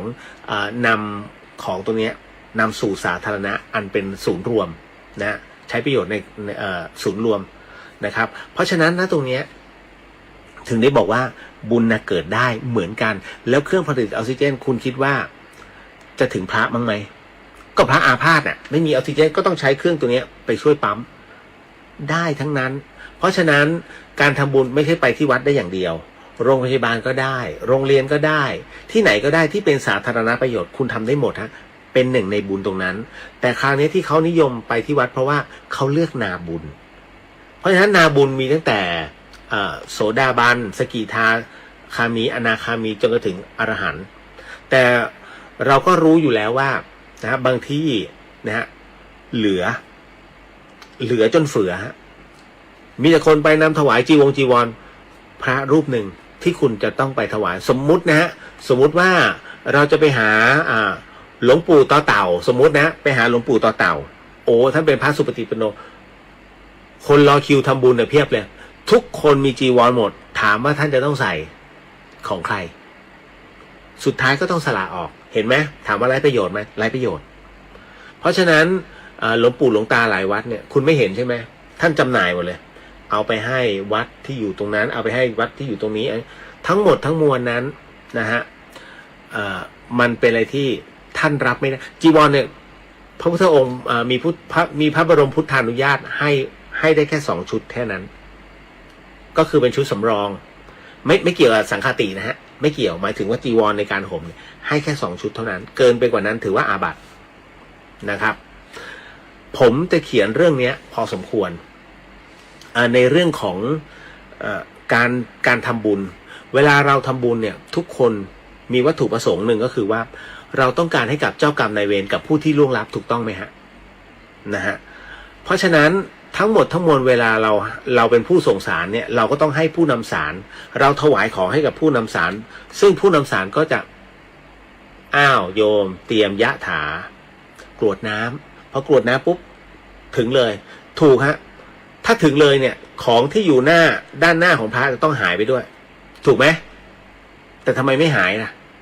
หายตอนที่ท่านฉันถูกไหมครับเพราะฉะนั้นจริงๆแล้วของเหล่านั้นเนี่ยเราถวายเพื่อเป็นภัตตาหารกับพระแต่วิญญาณน่ะได้เฉพาะเขาเรียกว่ารัศมีแห่งบุญในความตั้งใจญาติโยมมาทำบุญและมิใช่สิ่งของทั้งหมดทั้งมวลที่เยอะมหาศาลแล้วเราเอาไปทำบุญนะไม่ใช่นะฮะอันนี้เข้าใจสมัยเพราะฉะนั้นต่อให้ชอบอะไรก็แล้วแต่เอาแค่พอประมาณกับข้าว2 อย่างอะไรก็ได้ที่พระฉันง่ายๆนะฮะก็นำถวายแค่นั้นรัศมีบุญเท่าไหร่เท่าเดิมนะฮะคุณจะสร้างอุโบสถนะฮะแล้วก็นำถวายเพื่อกับให้กับผู้ล่วงลับคนนี้ไปแล้วอันนี้ว่ากันอีกเรื่องหนึ่งนั่นแหละฮะเพราะฉะนั้นในเรื่องตรงนี้ถึงได้บอกว่าวิญญาณเสพรัศมีมิใช่เสพของกินเช่นเดียวกับกงเต็กโอ้ยคนจีนเยอะแยะโอ้ยซื้อมาของทั้งหมดอ้าวเผาอาป้าได้แล้วนะรถอ้วเผาไปให้แล้วเอาอาป้าได้คอนโดไป1 หลังเลยนี่มีกุญแจมีรถเบนซ์มีBMอันนี้เขาเรียกโง่จริงต่อให้คุณเผาทั้งโลกผมพูดเลยซื้อของมาให้คือให้ล้นวัดแล้วเผามันทีเดียวเนี่ยนะฮะให้โลกมันร้อนไปเลยให้พระในแถวกุฏิอยู่กันไม่ได้เลยเพื่อของเหล่านั้นไปถึงนะฮะอาปาของคุณสุดท้ายแล้วก็เสพแค่รัศมีนี้มันมาจากความตั้งใจในกุศลจิตแค่นั้นเลยฮะอันนี้ต้องบอกว่าเหล่าครูบาอาจารย์เนี่ยท่านก็พูดอยู่เสมอต่อให้เผายังไงก็แล้วแต่เผามันทั้งป่าทั้งได้แค่กุศลจิตคือเกิดขึ้นที่รัศมีแต่มลพิษคิดบ้างไหมเห็นไหมฮะอันนี้เราแค่บ่งให้เห็นนะฮะเพราะฉะนั้นจะเผาแค่ไหนก็ได้รัศมีแห่งความตั้งใจฮะนะครับอีกอันหนึ่งที่จะทำให้ดูเหมือนจะทำบุญแต่ชีวิตจะมืดมนก็คือผมพูดหลายรอบมากในเรื่องของการนำถวายแก้วน้ำหรือว่าขวดน้ำตอนที่ตอนที่พระท่านบิณฑบาตตรงนี้อย่าทำผมเวลาใส่บาตรพระผมไม่เอานะผมก็จะบอกแม่ค้าไม่เอาทำไมไม่เอาเราขายเป็นชุดถ้าขายเป็นชุดผมไม่ซื้อแต่ถ้าขายแยกผมเอาจนสุดท้ายเขาต้องยอมเอาออกที่เอาออกก็คือผมก็จะบอกว่ามันผิดพระวินัยเพราะฉะนั้นลองถามพระก็ได้ผิดไหมถ้าท่านบอกไม่ผิดแสดงว่าท่านไม่ได้อ่านข้อพระวินัยบาตรเขาให้ใส่เฉพาะข้าวจริงนะกลับก็ไม่ได้ทุกอย่างต้องถวายที่วัดหมดเลยเอาตามนั้นแต่คราวนี้ก็ต้องดูอีกฮะว่าตามเหตุปัจจัยถ้าสมมุติว่าหลวงปู่มีรถคือคฤหัสถ์เข็นรถตามรอรับอาหารอย่างนี้ไม่เป็นไรใส่เพิ่มเดี๋ยวหลวงปู่ก็มีรถแต่ถ้าไม่มีแล้วเดินมาด้วยรูปเดียวอย่างเงี้ยคุณอย่าใส่นะมันทรมานฮะมันหนักน้ำนะฮะบางทีข้าวในบาตรนิดนึงเนี่ยแต่น้ำแพ็คเนี่ยโอ้โหท่านหิ้วกล้ามขึ้นบางทีเนรนะคุณตกลงบุญหรือบาปพูดหลายรอบแต่ก็ยังมีคนทำนะฮะก็ผู้ไม่รู้ย่อมไม่ผิดแต่ถ้าผู้รู้แล้วยังไปทำระวังนะฮะเพราะว่าทำบุญด้วยน้ำมีกินมีใช้ไปตลอดแต่ถ้าทำบาปด้วยน้ำคิดเอาเห็นไหมฮะอันเนี้ยคือมันจะตีกลับเราต้องคิดให้รอบนะครับเอาละจบลงไป1 เรื่องสำหรับตรงนี้นะน้องถามมาว่าแปลกใจตัวเองมากค่ะทำไมเวลาเราอยู่บ้านนั่งสมาธิไม่มีสมาธิเลยแต่พออันนี้เหมือนพูดไปแล้วนะฮะแต่พอไปเข้าคอร์สอย่างยุวพุทธกลับมีสมาธิมากๆรู้สึกได้ถึงความก้าวหน้าของการปฏิบัติทันทีค่ะ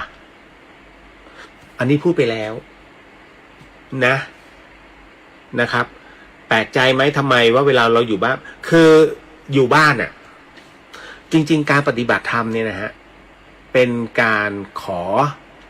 วิธีการกับครูบาอาจารย์แล้วก็กลับมาปฏิบัติที่บ้านพอเสร็จปุ๊บติดตรงไหนไปคุยกับท่าน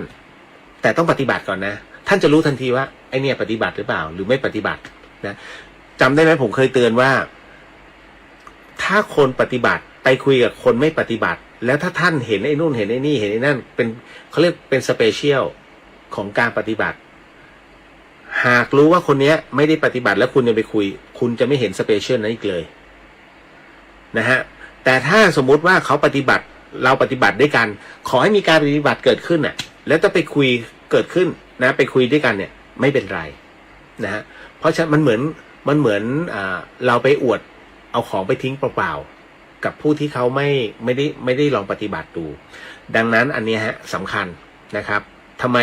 บางคนไม่ก้าวหน้ามันก็มีประเภทนี้โอ้โหนี่ฉันลองดูแล้วเนี่ยนั่งสมาธิโอ้ยเห็นลูกแก้วโอ้โหดวงเบลเลอร์เลยนะฮะเป็นไงอ่ะฉันไม่เคยนั่งเลยฉันอยากจะลองนั่งได้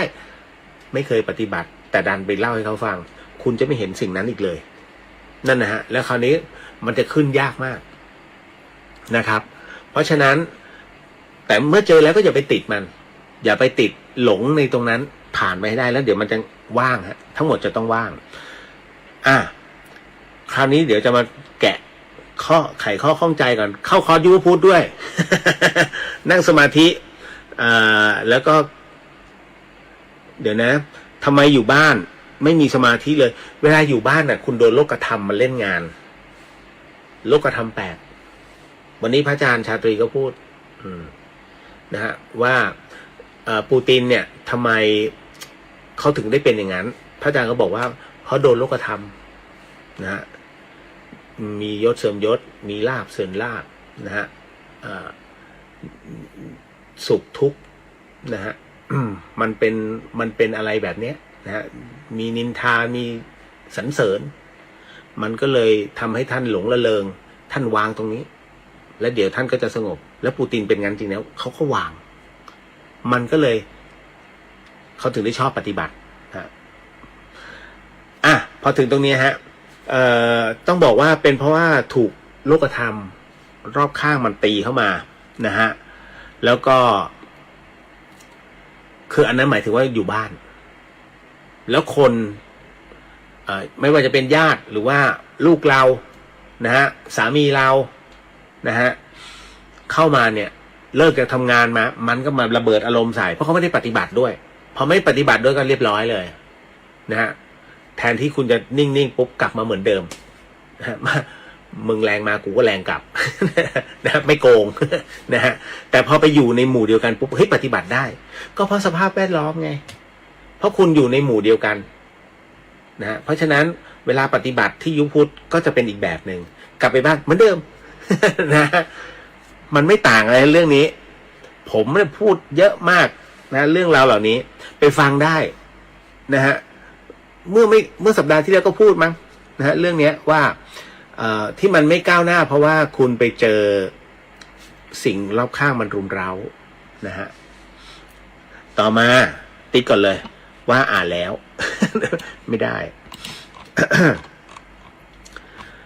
อันนี้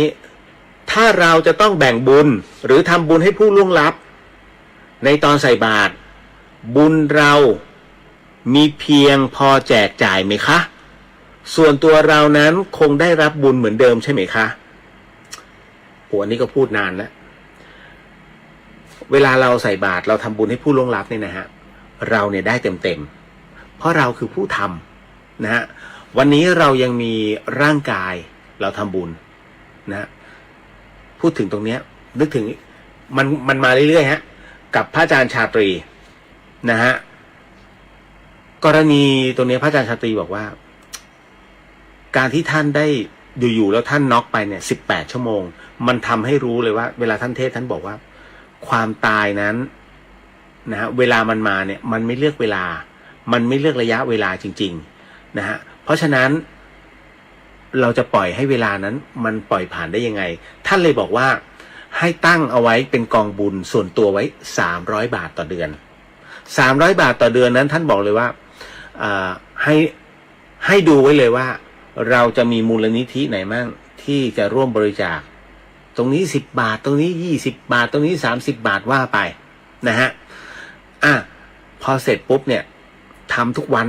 ทำทุกเดือนฮะเดือนละ300ไงก็เจียดไปพอถึงอีกเดือนก็ตั้งกองทุนไว้300ก็เจียดไปให้มันเป็นนิสัย พอถึงเวลาปุ๊บพระอาจารย์คิดเหมือนผมถึงตรงเนี้ยผมถึงได้พูดกับอาจารย์ชาตรีไว้ว่าพระอาจารย์เนี่ยพูดเหมือนตอนที่ผมอะหลุดไปเพราะตอนที่เราตายอะตอนที่จิตมันดับเอาง่ายๆอะช่วงตายอะแล้วมันยังพอจะมีการระลึกได้ระลึกชอบอยู่จะนึกถึงในสิ่งที่เป็นกุศลผมนึกเลยนะเฮ้ยกูสร้างอะไรไหมครับอ๋อเราสร้างกำแพงวัดที่นี่เราร่วมกันถวายพระตรงนี้เราเป็นผู้ที่มีถวายพระวัด5 วัดทำกำแพงวัด2 ที่โอ้โหผมนึกหมดเลยนะฮะแล้วก็ยกช่อฟ้าที่นี่โอ้ยนี่แล้วอุปถากพระอีกเพียบเลยนึกหมดเลยเตรียมในใจว่าอย่างน้อยถ้ามีผู้มาถามกูต้องตอบได้ให้เป็นกุศลจิตพระอาจารย์เลยบอกว่าให้ฝึกเอาไว้เพราะว่าเมื่อไหร่ก็ตามเนี่ยที่มันถึงเวลาเราจะนึกถึงแต่ความดีที่เราทำเราบริจาคกับมูลนิธิที่อันนี้ช่วยเหลือพระสงฆ์ผู้อาพาธอันนี้ช่วยการศึกษาพระนี่นู่นนั่นอันนี้สำหรับทำบุญหล่อพระมันจะขึ้นมาเองฮะภาพมันจะขึ้นมาเองมันเป็นเรื่องของกุศลจิตเพราะฉะนั้นเมื่อถึงเวลาปุ๊บจิตหลุดปุ๊บมันระลึกทันทีขึ้นทันทีนะฮะเรื่องการขึ้นหรือว่าลงอบายภูมินั้นเนี่ยหลวงพ่อฤาษีท่านฟันธงการันตีนะฮะเป็นเรื่องที่มันเกิดขึ้นจริงๆไม่ใช่ท่านรูปเดียวทุกรูปในเรื่องของการปฏิบัติท่านก็บอกเลยว่าไม่งั้นท่านไม่พูดถึงเรื่องนรกสวรรค์เทวดานะฮะหรือแม้กระทั่งสัตว์นรกนะฮะเพราะฉะนั้นมีหมดฝรั่งมีไหมมี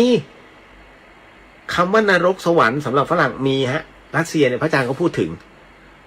นั่นแหละครับเพราะฉะนั้นถือว่าเนี่ยมันเป็นอะไรที่น่าสนใจมากนะฮะสวัสดีค่ะป๋อมแปม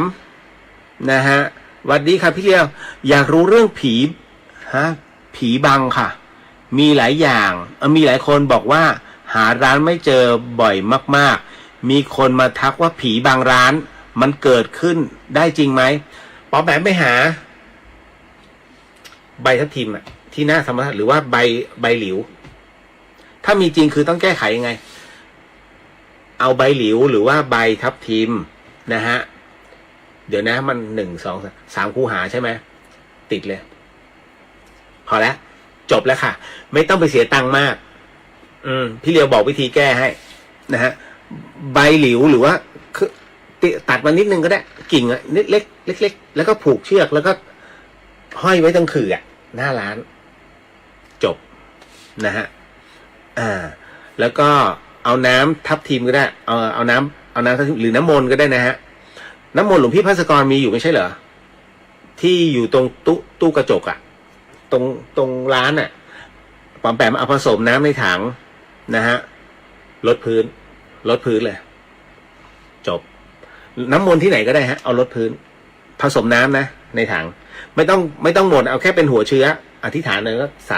ดจบฮะนั่นน่ะถอนได้เยอะเลยนะฮะก็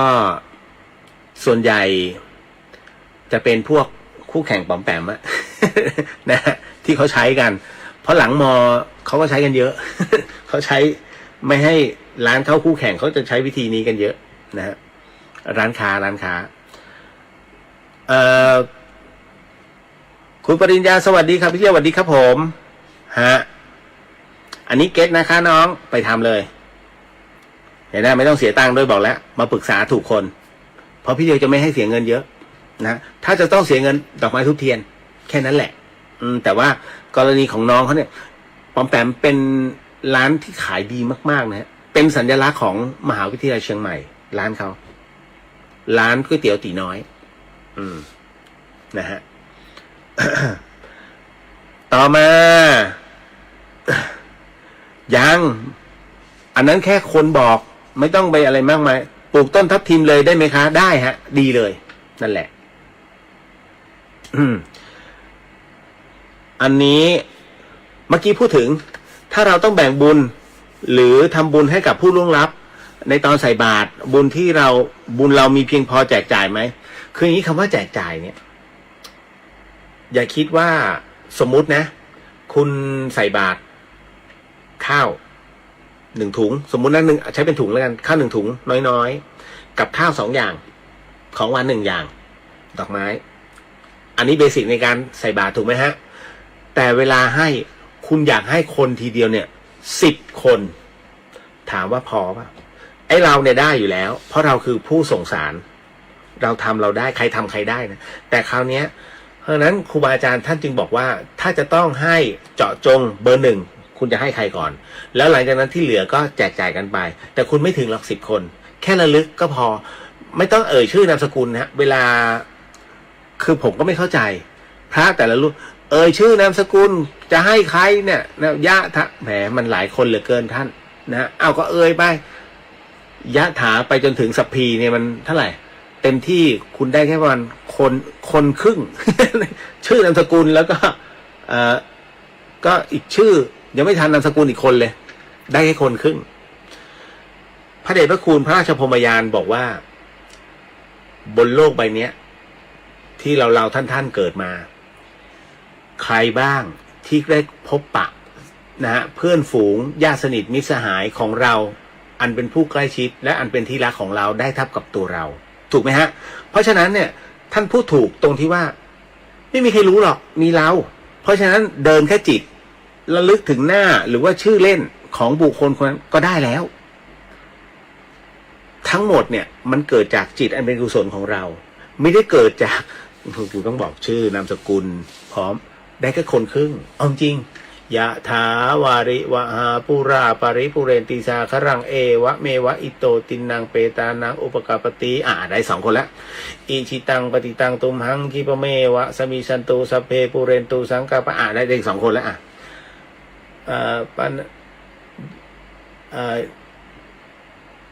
ปฏิโชติละโสยะถา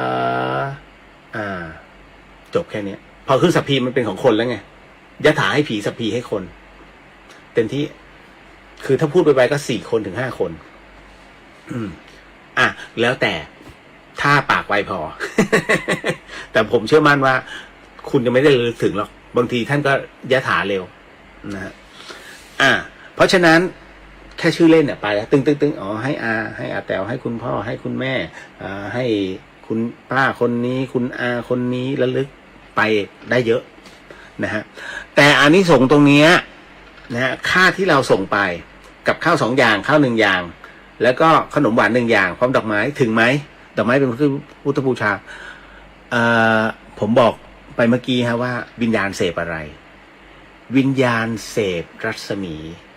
ได้ครับเพราะฉะนั้นวิญญาณนั้นเสพรัศมีในเมื่อเขาทำบุญให้ลืมบอกไปว่าวิญญาณเริ่มต้นก็คือกึ่งสัมภเวสีพอเพิ่งตายเนี่ยถ้ายังไม่ครบ100 วันไอ้ที่คุณส่งไปให้เนี่ยมันไปจริงๆนะมันไปเป็นอาหารจริงๆทำไมผมถึงพูดเช่นนั้นก็เพราะว่าผมใช้กับท่านพันเอกสนอจินตรัตน์ที่กล่าวถึงตอนที่วิญญาณหลุดไปแล้วก็กำลังเดินอยู่ในหมู่ผู้คนแล้วท่านพันเอกสนอนั้นหิวน้ำก็ไปขอน้ำที่บ้านที่กระต๊อบแห่งหนึ่งซึ่งในน้ำนั้นโรยดอกมะลิเอาไว้อย่างสวยงามก็เลยขอดื่มยกดื่มปุ๊บโอ้ยเหมือนน้ำร้อนลวกปากมีเสียงหนึ่งบอกขึ้นมาว่ามันไม่ใช่น้ำเจ้าเพราะตอนที่ยังมีชีวิตอยู่เจ้าไม่เคยทำบุญด้วยน้ำเลยจำเอาไว้นะฮะคำนี้เจ้าไม่เคยทำบุญด้วยน้ำเลยหลังจากนั้นเสร็จปุ๊บก็เดินไปต่อพอเดินไปต่อเสร็จปุ๊บหิวข้าวนะฮะอันนี้คือการตายครั้งแรกมั้งนะครั้งแรกอันนี้คือการตายครั้งแรกพอเสร็จปุ๊บเดินไปเสร็จปุ๊บเนี่ยไปเจอหิวข้าวอยากกินจะไปกินของเขาเนี่ยกำลังจะกินเลยก็มีเสียงหนึ่งมันไม่ใช่ของเจ้าโอ้เท่านั้นเนี่ยร้อนเลยฮะของเจ้าอยู่ข้างล่างมีอยู่นิดนึงข้าวน้ำพริกปลาทูจำได้ว่าภรรยาเพิ่งบังคับให้ใส่บาตรจึงได้กินแค่นั้นฮะน้ำพริกปลาทูท่านพันเอกสนอพอมีโอกาสกลับมาได้คือฟื้นขึ้นมาท่านจึงบอกว่าก็นี่ไงท่านไปบรรยายนะท่านเป็นวิทยากรบรรยายเรื่องนี้เลยมันจึงกลายเป็นในเรื่องของสัญญาที่ผิด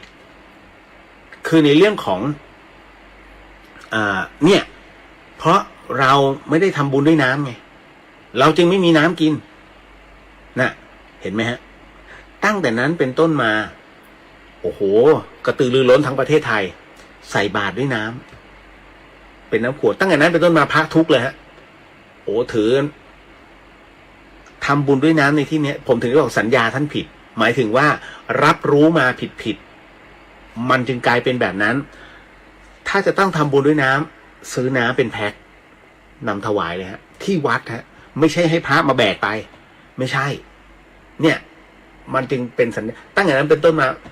ผมไม่รู้ไงว่าทำไมครั้งที่สามท่านจึงไม่ฟื้นพอครั้งที่สองตอนที่ตายไปเนี่ยท่านรู้วาระแล้วว่าเดี๋ยวจะมีครั้งที่สามแล้วก็จะฟื้นกลับมาอีกรอบหนึ่งน่าจะเป็นเพราะว่าท่านกระจายสัญญาที่ผิดจึงเป็นเหตุให้ถูกรอนอายุไขลงและคราวนี้ก็คือว่าท่านเห็นพอครั้งที่สองปุ๊บท่านเห็นแล้วไงว่ามันมีรายชื่อของเพื่อนท่านมีใครบ้างที่จะต้องตายพอฟื้นขึ้นมาเนี่ยพอบอกไปบอกเพื่อนเนี่ยเขาบอกว่าท่านบ้านะฮะจนกระทั่งเริ่มตายทีละคนทีละคนคราวนี้ถึงได้เชื่อว่าสิ่งที่พันเอกสนอไปเห็นมามันของจริงแล้วพูดวันเวลาเป๊ะฮะเฮ้ยระวังนะเว้ยมึงตายเดือนนี้นะเว้ยวันที่เท่านี้เมียด่าเลยมาแช่งผัวฉันได้ยังไงพอถึงเวลาปุ๊บตายจริงฮะตามนั้นเลยคนที่สองพอคนที่สองคนที่สองเริ่มแป้วๆเพราะว่าเฮ้ยมันพูดจริงวะคือมันกลายเป็นเรื่องของอย่างว่าทหารถูกไหมฮะข้าราชการเขาไม่ค่อยเชื่อในตัวเองมากกว่าแต่พอคนแรกตายปุ๊บคนที่สองเริ่ม50-50พอคนที่สองตายคนที่สามเริ่มเชื่อแล้วฮะโอ้วิ่งใหญ่เลยทำบุญนะฮะทำบุญมากแค่ไหนก็หนีไม่รอดเพราะมันโดนมาร์กไปแล้วตัวกรรมมันมาร์กไปแล้วสุดท้ายคนที่สามก็ตายนะฮะแล้วมาเป็นกำหนดของท่านที่ต้องไปรอบที่สามแล้วท่านก็มีกำหนดกลับมาว่าจะต้องตั้งไว้นะ3 วันพี่จะกลับมาสุดท้ายก็ให้7 วันก็ไม่กลับมาร่างก็เปลี่ยนก็ต้องเผานั่นคือที่มาที่ไปในเรื่องของการส่งสารเป็นสัญญาที่มีความเข้าใจเป็นเช่นนั้นแต่ว่ามันผิดไงนะฮะมันก็เลยทำให้พระต้องจำใจทำผิดพระวินัยนะก็คือการถือน้ำกลับนี่ผิดนะนะฮะก็ผ่านพ้นไปอีกหนึ่งนะครับกับอีกหนึ่งคำถามต่อมาคุณจินชาบอกว่าพระอาจารย์ให้ถ่ายรูปที่ไปทำบุญไว้ใส่กรอบให้คนที่ทำได้เห็นได้ระลึกบุญที่ตัวเองทำบ่อยๆนะคะสำหรับคนที่นึกหน้าไม่เก่งเวลากรวดน้ำถ้ามีผู้รับยาวส่วนตัวกรวดน้ำที่บ้านจะใช้วิธีใส่น้ำในขวดลิตรเลยโอ้โหนะฮะจะได้มีเวลากรวดไปด้วยโอ้โหฮะเอาแล้วแต่สะดวกนะฮะก็ถือเป็นการกรวดน้ำแล้วก็รดน้ำต้นไม้ไปในตัวรดดินไปรดต้นไม้นะฮะกรวดน้ำกรวดให้ใครกรวดน้ำการกรวดน้ำเนี่ยหมายถึงว่าภาษาเหนือก็เรียกว่าหยาดน้ำนะเราเทลงดินเพื่อพระแม่ธรณีแปลว่าดินนะฮะเพราะฉะนั้นแต่ว่าอานิสงส์ก็คือรากไม้ก็คือต้นไม้ถ้าบางรูปท่านก็โน่นไปโน่นโคนต้นไม้โคนต้นไม้คือโคนยังโคนแบบโคนไม่ถึงดินอ่ะเข้าใจใช่ไหมเทลดลำต้นมันแต่สุดท้ายมันก็ลงดินนั่นแหละแต่ว่ามันลงนิดหน่อยๆนะแต่จริงๆให้จำไว้ธรณีแปลว่าพื้นดินนะครับก็ให้พระแม่ธรณีเป็นพยานว่าเรานั้นได้ทำได้ระลึกถึงในกุศลนะเป็นที่เรียบร้อยแล้วขอพระแม่ธรณีเป็นพยานด้วยนะแค่นั้นเลยนี่แหละฮะนะพี่อุทิศน้องขอบพระคุณสาธุครับนะฮะป๋าแปมเข้าใจแล้วนะน้องไม่ต้องห่วงตราบใดที่พี่ยังอยู่แถวนั้นนะกิ้งมาถามได้นะนะครับแหมใครจะมาปล่อยให้รังแก พี่เลียวคะมีคำถามพอดีหนูได้ฟังรายการธรรมะรายการหนึ่งค่ะและพระท่านมีอาการเจ็บคอพ อตอนช่วงให้เปิดสายหน้าใหม่ก็มีญาติธรรมโทรไปค่ะแล้วแนะนำให้พระท่านฉันน้ำใบกระท่อมค่ะ โอ้เพื่อแก้เจ็บคอพอหายก็ให้หยุดดื่มเพราะอะไรนะเนี่ยแล้วแนะนำให้พระท่านฉันน้ำใบกระท่อมครับเพื่อแก้เจ็บคอพอหายให้หยุดดื่มเพราะมันคือสารเสพติดคำถามคือพระอาบัติไหมคะสงสัยจังท่านว่าอย่างไร โอ้โหแนะนำอย่างนี้ก็ฮาตึงเลยดินะฮะจะบอกว่าอะไรก็ตามนะฮะให้ฉันนะฮะคือให้ฉันได้พอเป็นยาเราจะรู้ได้อย่างไรว่ามันเป็นยาเราจะรู้ด้วยตัวเราเองตอบไม่ได้ฮะอย่างเช่นทำไมท่านจึงให้ฉันนะฮะสุราได้แค่1 องคุลี1 องคุลีนี่เล็กมากจริงๆแล้วคำว่าองคุลีคำว่าเหล้าเนี่ยสุราเนี่ยนะฮะจริงๆไม่ให้ฉันเพียวนะฮะนั่นคือส่วนผสมพอเทไป1 องคุลีพอเสร็จปุ๊บเนี่ยองคุลีนั้นต้องเอาไปผสมอีกผสมกับบรรดารากไม้นะฮะที่เป็นยานะรวมถึงน้ำผึ้งแล้วเอามาทำเป็นลูกกลอนนะไม่ใช่โอ้ท่านอนุญาตไว้1 องคุลีใส่ฝาบาทสดกึบ ไม่ใช่นะฮะเพราะฉะนั้นทำไมจึงจำเป็นจะต้องใส่เหล้าลงไปเพราะว่าเหล้ามันคือแอลกอฮอล์ฆ่าเชื้อราเพราะฉะนั้นลูกกลอนเนี่ยของพระเวลาท่านเอาเข้าปากไปท่านลองดูเวลาท่านได้มาท่านลองดูมันจะมีกลิ่นนิดเป็นกลิ่นเหล้าท่านใช้ในการฆ่าเชื้อราแค่นั้นแหละก็ไม่ได้ถ้าฆ่าก็ปานาถูกไหมอันนี้คือหมายถึงว่าเคลือบไว้เพื่อป้องกันไม่ให้รามันมีแค่นั้นนะฮะเพราะฉะนั้นในเรื่องของการฉันน้ำใบกระท่อมเนี่ยน้ำอื่นมีไหมวิตามินซีน้ำมะนาวได้ป่ะนะฮะไม่ได้น้ำมะนาวมาฉันคืออย่างนี้ถ้าจะต้องให้พระท่านฉันน้ำอะไรก็แล้วแต่สมมุตินะฮะสมมุติว่าโอ้โหอยากให้ท่านฉันน้ำส้มจังแต่ว่ามันเลยเพลนมาแล้วเลยเพลนนี่อะไรที่เป็นกากกันไม่ได้นะคุณต้องใช้ผ้าขาวเนี่ย7 ชั้นผ้าขาวบางเนี่ยคุณลองเลย7 ชั้นเสร็จปุ๊บพอมีส้มคุณก็บีบส้มลงมาแล้วจากนั้นก็จับผ้าห่อแล้วก็คั้นอีก7 ชั้นไอ้ที่มันหยดลงมาทั้งหมดท่านฉันได้พระอาจารย์เจ้าค่ะคั้นค่ะ7 ชั้นเรียบร้อยถ้าบอกว่า7 ชั้นเป็นที่เรียบร้อยเนี่ยท่านฉันได้นะฮะแต่ถ้าบอกว่าน้ำมะนาวเจ้าค่ะไม่ฉันเพราะมันมีเกล็ดแต่จริงมะนาวมันก็เหมือนกับผมไม่แน่ใจมะนาวเนี่ยฉันเป็นยาได้หรือเปล่านะฮะแต่ยังไงเพราะมันมีกากมันมีเกล็ดนะฮะมีเนื้อเพื่อให้ดีคุณอย่างที่ผมว่าผ้า7 ชั้นแล้วก็บีบแล้วผสมน้ำผึ้งนิดนึงนะฮะผสมน้ำอุ่นน้ำผึ้งมะนาวจบฉันได้ฮะแก้เจ็บคอเหมือนกันน้ำใบกระท่อมเนี่ยมันกึ่งถามว่าอาบัติไหมไม่เหมาะผมใช้คำว่าไม่เหมาะดีกว่าเนาะอันนี้นะฮะอะไรที่เลี่ยงได้ในเรื่องของการหมิ่นเหม่ผมว่า